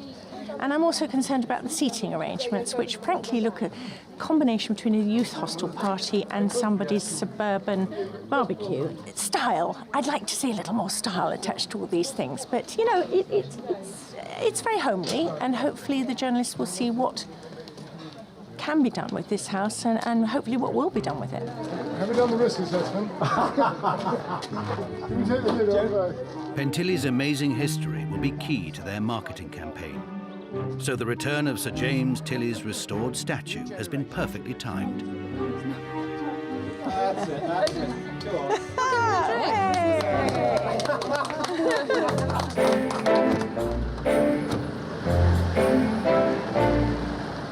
The Corritons have arranged to take their guests on a tour of the estate, including the kitchen gardens and the mausoleum, before ending up at the bathing house on the banks of the Tamar in time for tea.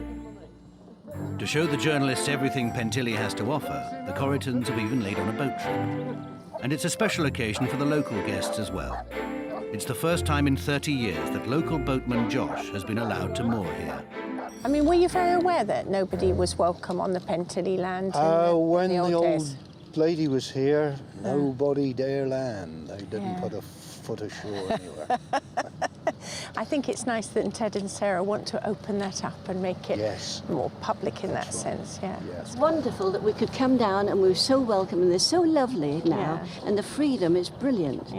We were afraid, well, not afraid, but we just kept away. And the whole village is around. Are really over the moon about it. Really exciting. I think it's going to look absolutely stunning when it's weathered a bit. All the locals seem to be delighted, including architect Jonathan Mansfield.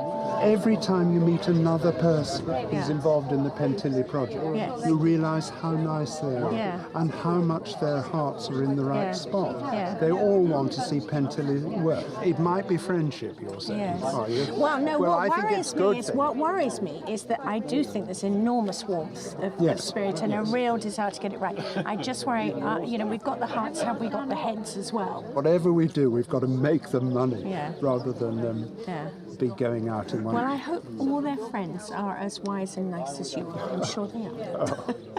Well, thank you so much. But you remember, you're part of the team. Yes, no, And yes, but I think I'm becoming increasingly aware my part of the team is to challenge, you see. I Well, think that's all maybe, right. Is that It's okay? That's perfectly acceptable.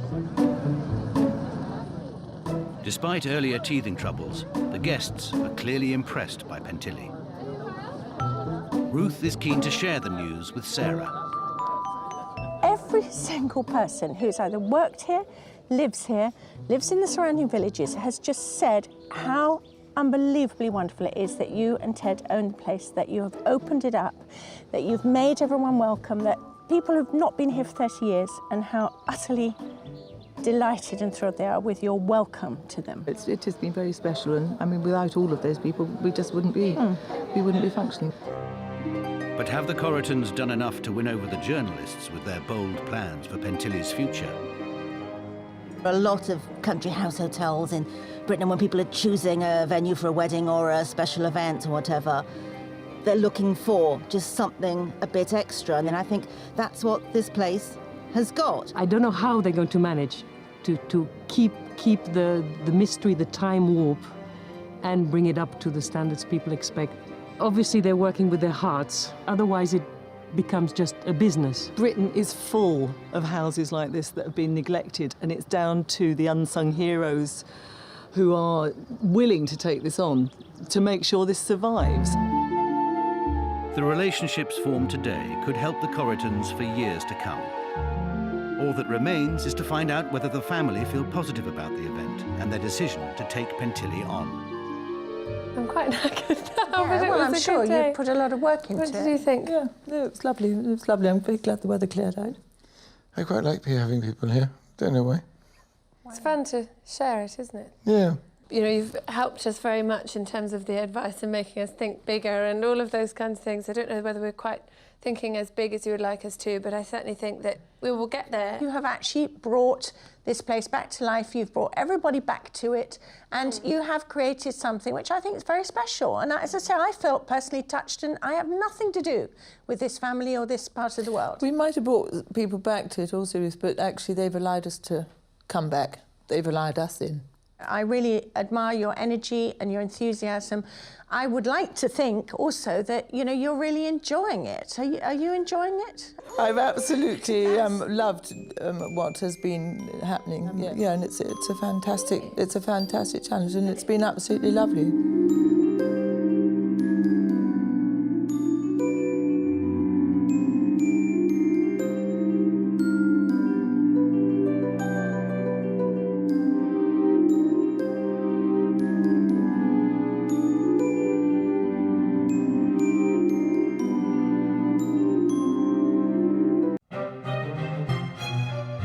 This is Elmore Court in Gloucestershire, a £25 million estate that's been in the Guise family for 750 years.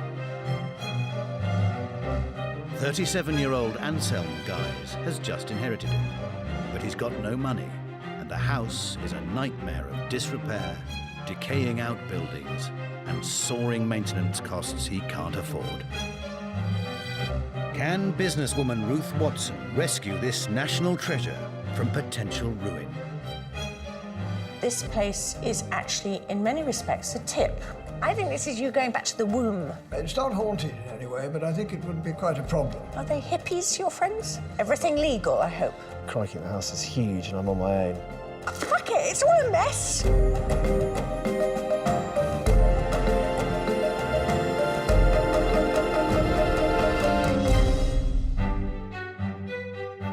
Elmore Court is a Grade 2 listed mansion in the Cotswolds, the centrepiece of a £25 million estate. But behind the beautiful facade, whole wings are crumbling. The bedrooms and bathrooms are from a bygone era, and the disused rooms are crammed with junk. It costs £40,000 a year just to pay the basic bills here, and there's no money to repair anything.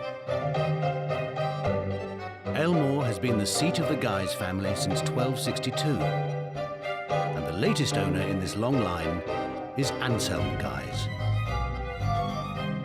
If anything goes wrong, we haven't got any surplus cash, and I'm not at all rich. And sometimes it does feel a bit too much. It's like, oh my God.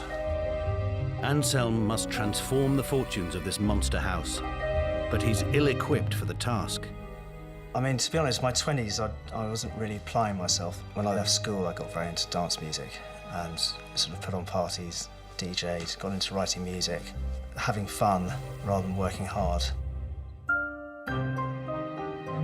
Anselm inherited Elmore from his uncle, Sir John Guise, who died unexpectedly last year.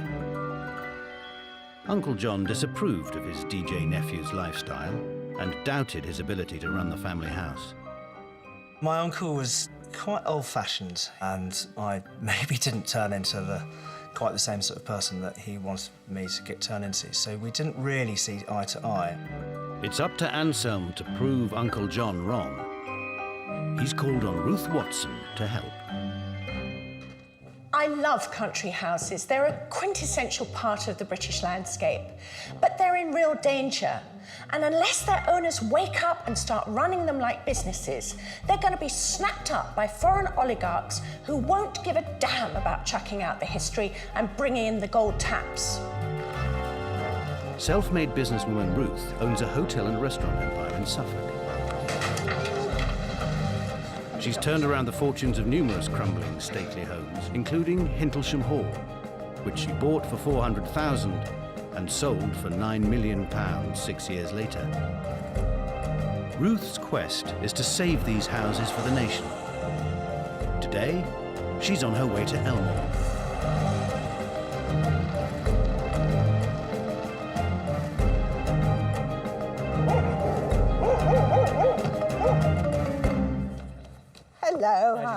Anselm, guys. Very good to meet you. It's a fabulous house. Isn't it? How's your journey? Yeah, not so bad at all. In a few days' time, Ruth will give Anselm her plan on how to save Elmore. But first, she needs to learn more about the house and its owner. Her investigative tour starts with the grand rooms. Oh, my word. The only part of the house kept in a better state of repair. A great hall. The Great Hall, indeed, yeah, which is the oldest part of the house. Some slightly scary colour schemes going on in the ceiling and the fireplace. Have you got a lot of dulux somewhere in the back? It's not the most beautiful, harmonious set of colours up there, is it? Yes, it's been discussed. And who's the bust of? My late uncle, from whom I inherited. He looks rather stern. He's keeping an eye on me. And he's not the only one. Upstairs, Anselm's parents, Sir Jamie and Lady Carol, are lodging with him. And in the dining room, portraits of his predecessors cover every wall. So, all these chaps are your ancestors and who you've got to live up to, is that right? Everyone in here is an ancestor. And who's this buffoon here? Because he looks very foppish. I wouldn't want him as my ancestor, that one, I have to tell you. He kind of fancies himself a bit, doesn't he? He does indeed. There's another picture of him over there as well, so... Ah, right, yeah. So who's this rather well-fed, complacent-looking chap? That is Berkeley, guys. He's the chap who wanted to be a politician and spent most of the money. Thankfully, not all of the money. So he squandered the family fortune? He squandered a hell of a lot of it, yes. He looked like he ate it, most of it. Now Anselm is in charge, he has to save what's left of the guy's legacy. This sums up the whole, if you like, problem, isn't it, really? Because you have got this fantastic house you've inherited, but you've also inherited all these ancestors looking over your shoulders. And, yeah, you know, I mean, there's definitely, you know, I do feel the pressure of it. And, you know, and I want to respect it, but I don't want it to control... Smother you. No, exactly. Yeah. And it's quite a head fry. The only way to stop Elmore's decay is to create a viable business to cover the huge annual bills and pay for the restoration of the rooms. Anselm already has a few ideas of his own. What I'd really like to do, and this create something that's very positive, I'd like to do a pub. There's no good pubs around here. Have you considered how much it costs to set up a pub from scratch? I have, yeah. It's quite a lot. I've got my kind of utopian vision of where it might end up one day. Yeah. I'm Mrs. Practical. You do a utopia, I'll do No, I need Mrs. Practical to give me some pointers, definitely. Yeah, so, OK. Crikey, you know, maybe a bit pie in the sky. I mean, I get the impression that she's quite kind of immediately gonna, you know, shoot down any silly ideas. She's kind of good, but a bit upset about the pub idea.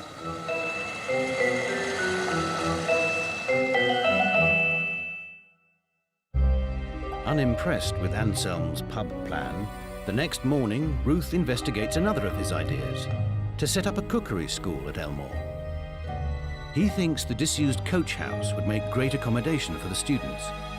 But, as ever, there's the small matter of money. So this is the inside. Pretty, it's a bit of a mess. Have you considered how much this is going to cost to convert? It's going to cost quite a lot, yeah. Yeah, I think we could be sure about that. No, I know. It's in a bit of a state, but, you know, so I think it's got potential.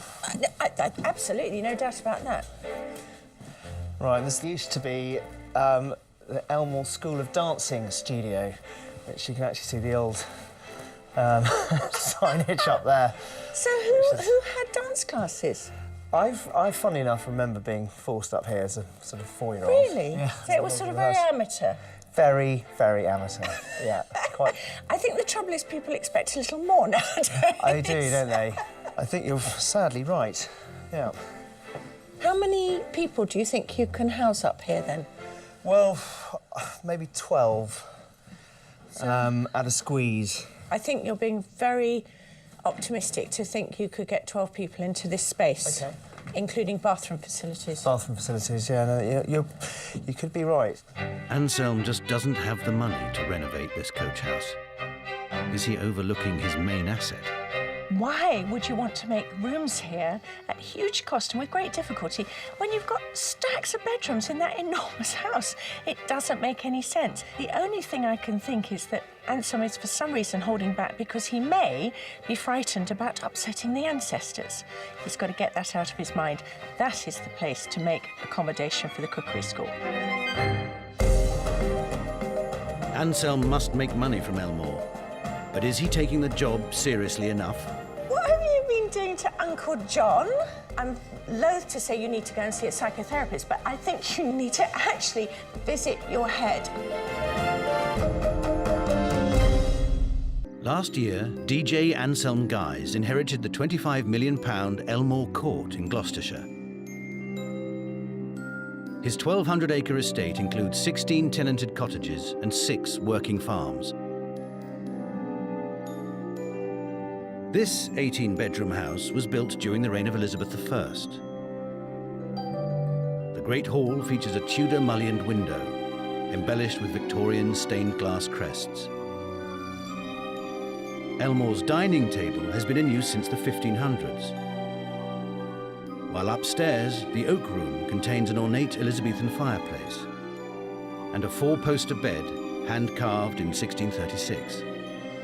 The house is a national treasure, but outside the grand rooms, much of it is in disrepair. The burden of saving it has fallen on Anselm's shoulders. Elmore is not just a handsome house, it's a huge estate that's been in the same family for hundreds of years. And the land is tenanted by farmers and cottage owners whose history is inextricably linked with the Guise family. I must find a way to help Anselm make this house viable, because without a good plan, the livelihood of everybody who lives here is at stake. Businesswoman Ruth Watson is investigating Anselm's idea to run a cookery school at Elmore. She doesn't think he should accommodate students in the coach house, but reinstating the old kitchens for the lessons may have more merit. This is the old kitchens in here. Aha! So what are you thinking about doing in here? Well, I thought that, you know, with the cookery school, you could have units with, you know, a couple of hobs here. I love the way you're getting straight into the detail before you've thought of this structure. Like the stables, the old kitchens are in an appalling state. I have to tell you that most of the things you've shown me have all looked like really scruffy old rooms. Where do you live? Have you got something that's nicer than this? Yeah, well, you know, it's quite a lot of house to keep pristine. Okay. So, yeah, I'll show you. Anselm lives in just 2 small rooms in a far corner at the top of the house, rarely inhabiting the grandeur downstairs. This is my little sort of TV room, which is known as the North Room, but it's been redubbed the Naughty Room. And who dubbed it the Naughty Room? I did when I first got here, and it seems to have stuck. Self-deprecating of you.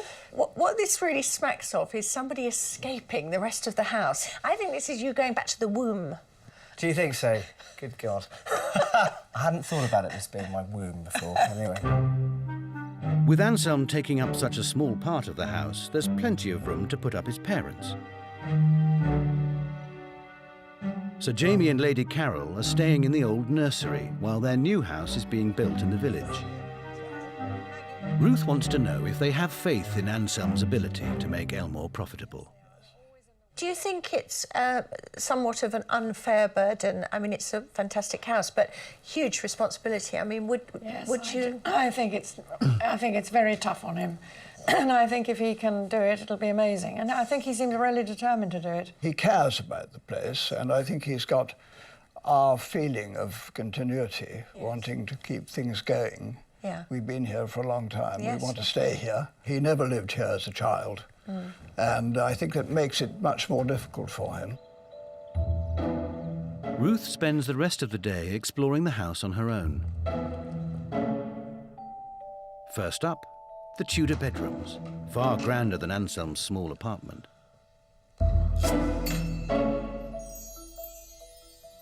That's a very manky lampshade. Every room is filled with family history. But the weight of his ancestry isn't the only thing burdening young Anselm.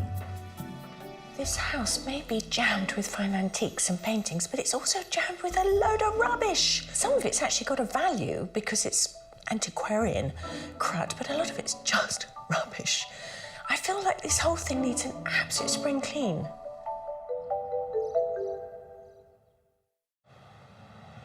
Ruth's priority is to generate income. But can a residential cookery school really make enough money to save Elmore? The next morning, she visits the nearby Gables School of Cookery to work out what kind of profit Anselm could expect. It really is one of those puddings that you add some cream, some custard. So that's fine. Hello, Fran. Hello. I see you're teaching them how to cheat. Yes. Fran Winston charges £600 per week. 12 students mean a £30,000 turnover from the 4-week course. Even after costs, that's a healthy profit. But are the students happy to pay? Hello, can I interrupt you? Hi. Do you think that actually having the longer courses with accommodation available is a real benefit? I think so, yes. I mean, yes, it's more expensive, but you just get to be in the whole atmosphere. You get to be with the people you work with every day, and you get to know them also outside the kitchen. So, and it's just, I don't know, it gives you... Sort of total immersion. Yes. Yeah. Using this business model, Anselm could easily turn over £300,000 a year. But Ruth thinks he could make much more. Elmore is in the Cotswolds, which attracts a moneyed crowd. Could Anselm's cookery school accommodation rival the area's best hotels, such as Cotswold House, and charge accordingly? Do you think a place like this that's got this modern style actually will do better than a very boring traditional place nowadays? Definitely. I think everybody that comes has an expectation of that kind of product. So certainly the young set that come up at the weekends from London, 30 to 40s. And it means, we can charge a certain rate. And by which you mean a little bit more? Yes, definitely. Yeah. Suites here can cost £500 a night. With similar accommodation, Anselm could be looking at a £500,000 turnover. Enough to safeguard Elmore's future.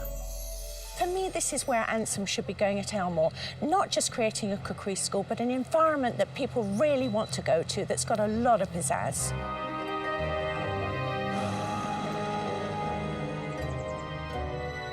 After 3 days at Elmore, it's time for Ruth to tell Anselm how to save his crumbling estate.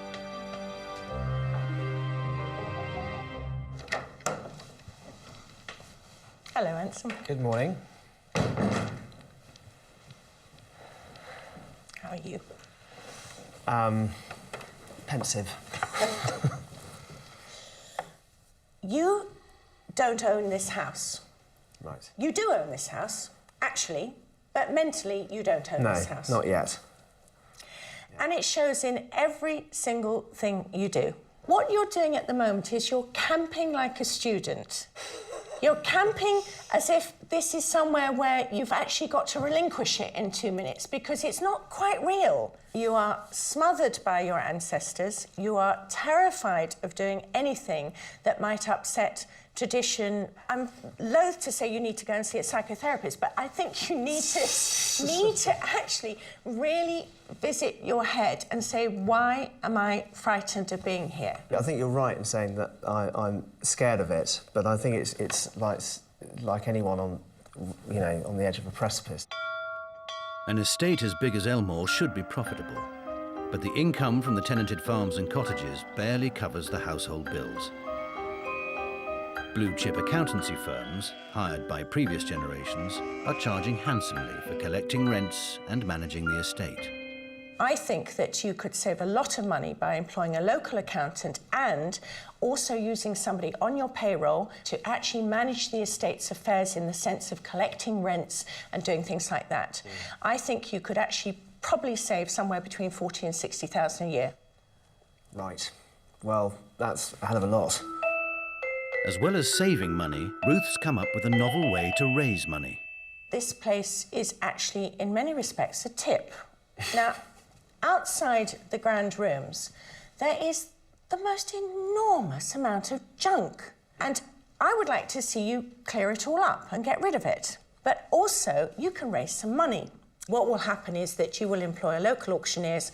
They will come, they will value it, they will say what's worth putting in what you actually just need a skip for. I mean, I'm not going to hazard what it's worth, but it's got to be thousands. Yeah. The money Ruth will save and raise could be invested in Anselm's cookery school. But she insists he accommodates the students in the main house. I do think that the old kitchen would make a marvellous cookery school. I think it needs to be obviously completely cleared out and assessed properly, but I think it would make a great place. Oh, wow. Fantastic. Yes, hang on, there's some reservations. What I want you to consider is actually opening this house up, not just for the accommodation, but this is where I think you can really play to your strengths. It's making this really, really upmarket, cool, modern. It's real cutting-edge design. It's not just another cookery school. But before Anselm can make any real change, he needs to change himself. Every single one of your ancestors has actually done something to this house. It's not a fossil. Whatever you do to this house, you're not going to do anything worse than they've done before. But you've got to believe in it. You've got to believe in yourself, what you can do. And you've got to say that this lot are literally history.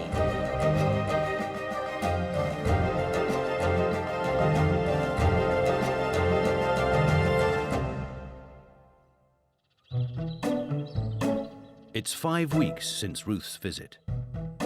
Anselm has acted on her advice and brought in auctioneers to value his centuries of clutter.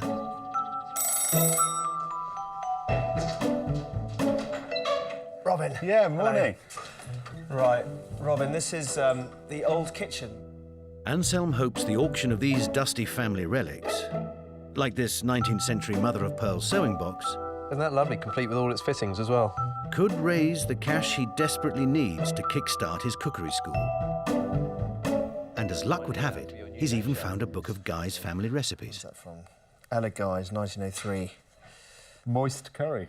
Delicious. Sounds nice.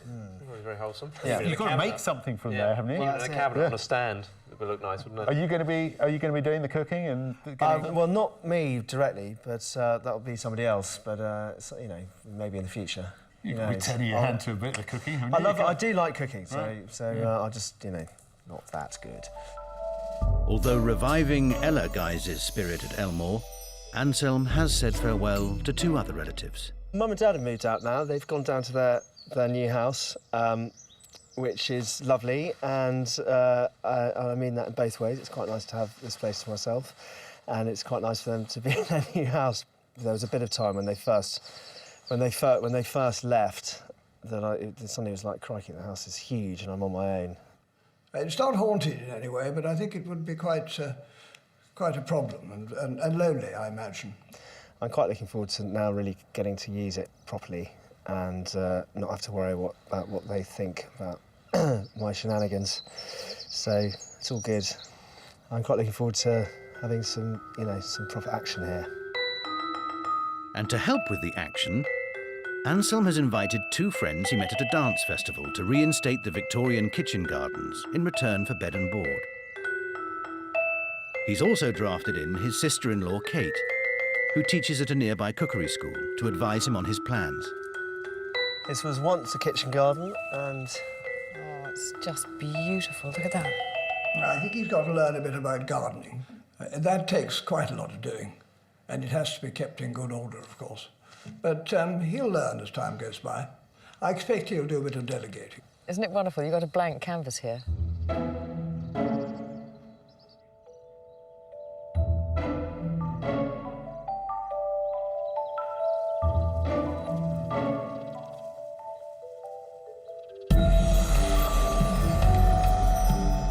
It's about 3 months since I last came down to Elmore and saw Anselm, and in between times his parents have moved out. So I'm not only interested to see how he's getting on with the cookery school plans, I want to see how he's living in the house. Has he got rid of all that junk and that detritus? Has he made Elmore his own?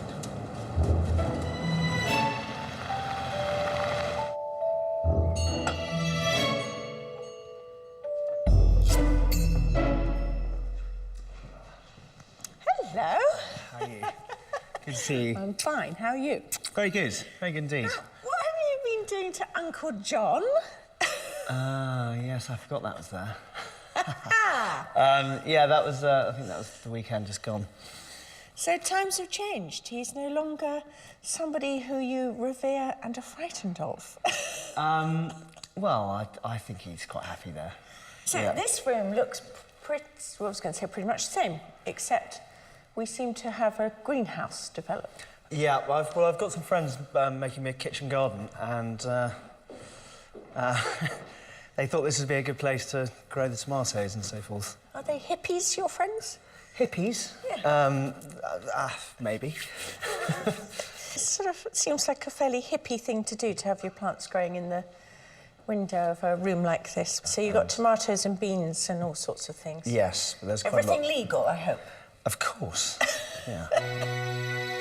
Ruth wants evidence that Anselm is taking Elmore's future seriously. So he's hoping his clean-up of the old kitchens will impress her more. Right, so you can see it's being cleared out in here. Is that what you call it? Well, you know. Is that what you call this? It was full of stuff. I agree that you couldn't walk across the floor, but I hardly call this a complete clear-out. I mean, what's all this crap still doing here? Well, we've just, you know, it's just that's the debris from the weekend. It's just the beginning of the week, so. What, old fans? That's Kettles? That's What kind of junk. parties do you have? Quite good ones. It was only done on, you know, 3 days ago, and there's been a weekend, and I've been busy. So, You're but being very arsey, Anson. What about these things? I mean, these I remember, I think, seeing 3 months ago, didn't I?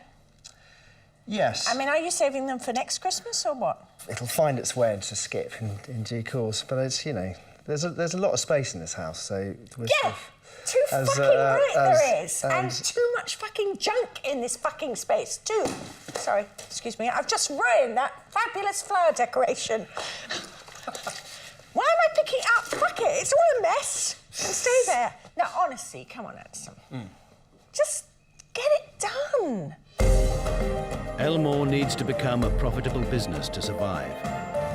But will Anselm face up to his responsibilities? You have lived your life in a fairly unstructured way.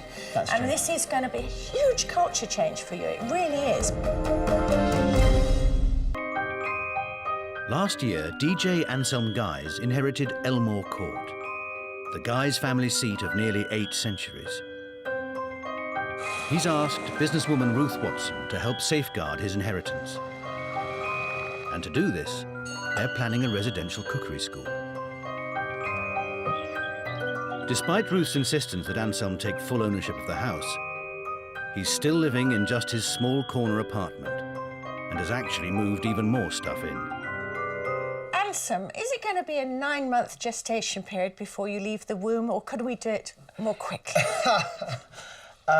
It's going to take as long as it takes, but I mean, if you know, I mean, my plan is that. So you're going to have an elephant's gestation period? It might be. It could Rather be. than human one. It could be a rat. So I don't know. Basically, as soon as it happens, it'll happen. However, Anselm has taken some of Ruth's advice. If you remember, we talked at some length about the estate and the income it produced, and I was particularly concerned that your professional fees were really, really high. Yeah. And I felt that you could take back in hand quite a lot of the work and save a, you know, small fortune. How's that gone? Which we've done. That's been quite a sharp learning curve, but I think we're going to save quite a lot of money off professional fees. At the worst, 20 grand, but hopefully 30 grand or more a year. So, good. Yeah, no, it's good. Ruth's freed up £30,000 a year, which will help pay for the restoration.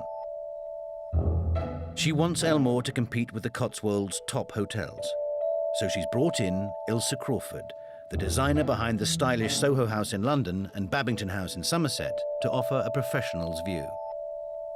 Well, I think these houses need to be houses and lived in. You know, the awful thing is when they become offices or institutionalised in a way. I mean, they just die. Because a house like this would have had, you know, probably hundreds of people living in it. It just needs that energy. Yeah. And I think, as well, they were designed to evolve. That's the whole point of them. You know, you've got to make a house lived in and warm and somewhere that people are just incredibly happy to be. Clearly, Elmore has great potential, but it will take months of work and many thousands of pounds to transform it into a stylish cookery school. And also this is obviously the hall.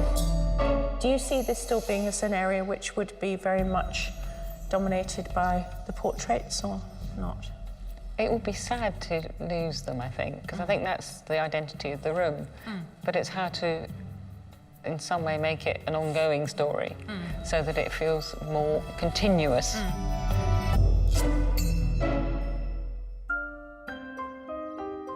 Before Anselm embarks on such a massive commitment, Ruth has to know that he's up to the job. She wants him to do a trial run of the cookery school in 2 months' time. I want you to get 6 or 8 people down here to spend a 24-hour period going through the motions, if you like, but just to give you some feeling of what it's like to have people in the house, what their expectation is of you, of the facilities, what they want out of it, and you can use them for feedback. Yeah, I mean, I think, I don't want to sort of embark on this whole thing without having actually... No, I mean, I think it just gives you a flavour. You will need to dedicate your life for a certain period of time to doing this in a sort of structured way, and you have lived your life in a fairly unstructured way. And this is going to be a huge culture change for you. It really is. There's a seriousness to it. Yes, there is. Yeah, no, I realise that. But you're up for it. But I'm up for it. Anselm heeds Ruth's call to arms and takes his clutter to auction. If it goes well, it'll give him immediate cash flow with which to start the refurbishment. That's in the kind of passageway as you come in through the side entrance, and I think it's made a huge difference because it's just kind of opened up the space. But my mum came in and was like, "What have you done?" £12.50 I'm bid now. At £12.50 it's your bid in the room. Anselm has 120 lots under the hammer. On the phone at £12.50, go at £12.50. This is kind of slightly nerve-wracking. Anyone else? Including a 19th century bookcase, which makes 6 times its estimate. It's down 200 to 300, we've got 1,300. 327, you've got a sewing box, 600, 700, 800, 900, 1,000, 1,100, 1,200, 1,300. The small and uniquely beautiful sewing box has sparked a bidding war. 1,700, 1,800. And is sailing way above its £500 estimate. There at 1,900 in the room, anyone else? 2,000. 3,000, 3,500, 4,000, £4,000 on the telephone at 4,000. Anyone else at 4,000? 4,000, going. I got 4,000 quid, and it's supposed to get 500, 600, so that's the wrong place. But yeah, wicked. Bloody hell, 4 grand. Cool. That was really good. We got just shy of 26,000 quid. So yeah, it was cool. There's a few things that did really, really well. There's a few things that weren't sold. There's a few things that just did really badly. But on the whole, yeah, results.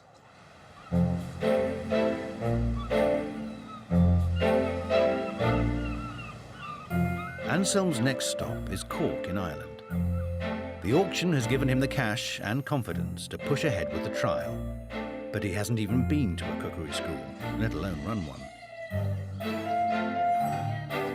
In preparation, he's come to Ballymaloe, where celebrated chef Darina Allen runs her world-famous cookery courses, using produce from the school's organic farm.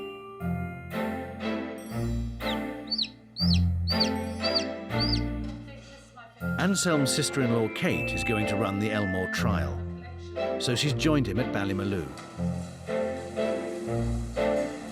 I'm making short crust pastry for a Normandy pear tart. So let's have the egg yolk in there, the egg white in there. That's right. Get out of there. The students do everything from scratch. They go out with the gardeners to bring in the produce in the morning on a rota basis. That's really important because that actually, you know, gets them in touch with how things grow and really thinking quality and so on. This place is incredible. I just think if you spent a lot of time here, it'd be so good for your soul. There's no waste. It's all holistic. The local area is being used. It's all fresh. It's all organic. And, you know, that's really what I wanted to do at Elmore. Look at that.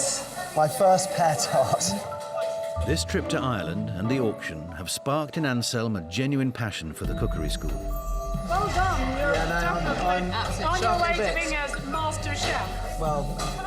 But will it translate into a successful trial when Ruth returns to Elmore? You're a greedy little boy as well as everything else. Greedy. That's my second mouthful. You've had about 4.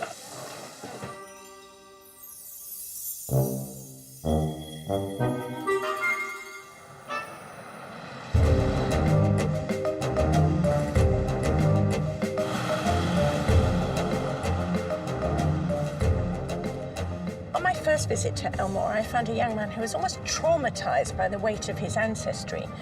And then on my second visit, I found a young man who was frankly behaving in quite a cocky fashion and living in what seemed to be more like a hippie commune. On this, my last visit, I'm hoping to find a young man who's grown up a bit and who's actually put in some work and has set up a cookery school trial. And if he's done that, that's going to be very good news.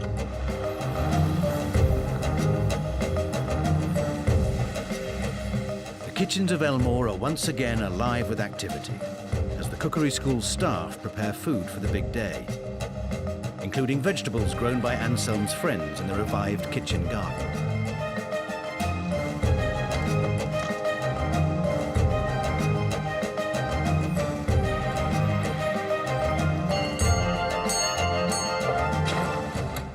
Ruth, hello. Hello, Welcome hi. to Elmore Cookery School. Oh, is it that good? Well, kind of. It's coming together. Yeah, It's good. that's How are very you? good to hear. I'm absolutely fine. Do you know, there's an indefinable but very significant change about this because it used to feel like a sort of antiques repository and now it feels like a house. It actually doesn't feel like a mausoleum anymore. There's something definitely animated here. Well, there's a lot of life and activity going on here, so I don't know, maybe it's just you can feel the vibe of the place. I can feel the vibe. You know, so... How much better does this look without that fucking shit in it? Yeah, no, it's made all the difference. And that big really monolith is gone. has. Somebody else has now got it. Gosh, change of pace. In the old kitchens, an even greater transformation has taken place. This is it.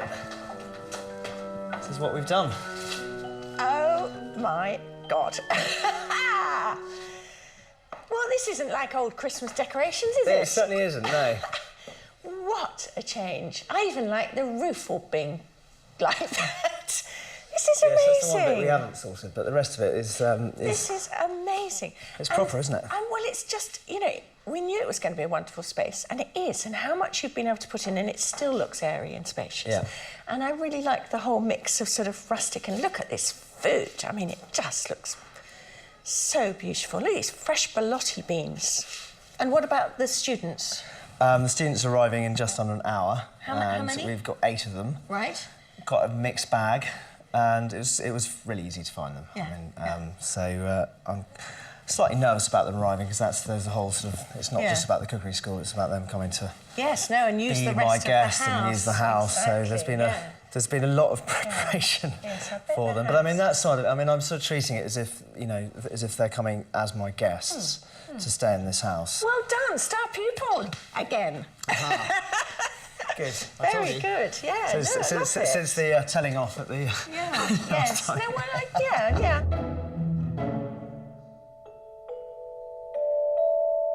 The bedrooms will be refurbished before an official opening, but for now it's just homely touches. We've got fruit and water and clean towels for our guests. I haven't done a huge amount. Well, there's not a great deal you can do. No, but I mean, that's a nice gesture, isn't it? You're acknowledging that you have got guests in the house, which is very and lovely. we've got flowers. And flowers More flowers again. from the garden. Yeah, that's nice, that's nice. That's offset some of the heaviness of the room. It's, yeah, lovely.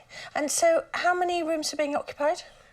7 rooms. Yeah, and you're cool about the whole notion of people being in your... Yeah. I love having a house full of people, so it's good. The obvious thing, you know, really, is that you haven't had to spend any money on putting people in these rooms, apart from pick a few flowers and some bananas. Yeah. And yet you were going to spend all that money on doing the stable block up. So if this does work, I mean, the investment is so much. It's going to make a huge difference. The students are arriving. Welcome, this is it. Elmore is open to guests. Elizabethan stairs, which are 16th century. for the first time in its 750-year history. Kind of like the backbone of the house, really. And William, you're in this room here. Here he is. Where were you living before? Just in a normal house? I was living in a bungalow just near Nailsworth. Oh, wow. No, this won't do at all, Anne, so I want another room, please. Oh, really? Well, I've got plenty of others. This is a particularly good one, though, I have to say. This is a... Yes, lovely. For Anselm, it's a test not just of the cookery school, Excellent. Welcome. but also of his ability to be master It's amazing. and host in his own home to these strangers and cookery fans. It's been written by Ella Guys and dates back to 1903. The students are all cookery buffs found by Kate. It was in here. Oh, it was in here? Yeah, there's a whole load of stuff in this room, and this was a kind of scrapyard, and we found it in amongst all the stuff. And the first recipe is a family one. I just was looking through thinking, wouldn't it be just lovely to do a recipe from her book? And I was really thrilled when I saw podded pea soup. And I've just modernised it a tiny bit because we're going to serve it with some poached quail's eggs. We've podded loads of peas. She wouldn't have used garlic, I'll tell you that. Oh, she wouldn't have used garlic? We should not have used any garlic. It fell out of favour in that kind of Victorian, sort of very proper time, and probably because of garlicky breath. Whereas we're going for it today. Yeah, because, no, absolutely. But you said at the beginning, Kate, modern twist on it.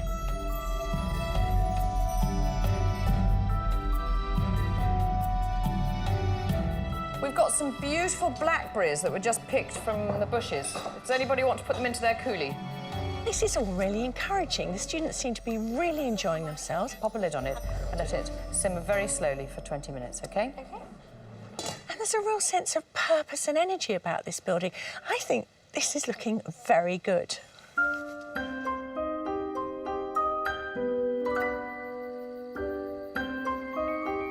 It's late.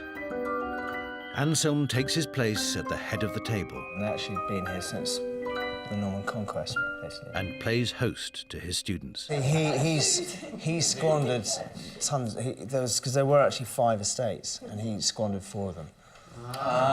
What's his name? Berkeley. Bartley. But the hot topic is who will inherit after Anselm. You better get siring children quickly. Well, yeah, I'm doing my best. But would Uncle John approve of his heir's use of Elmore? Sir John, who died last year, that's him as a 7-year-old.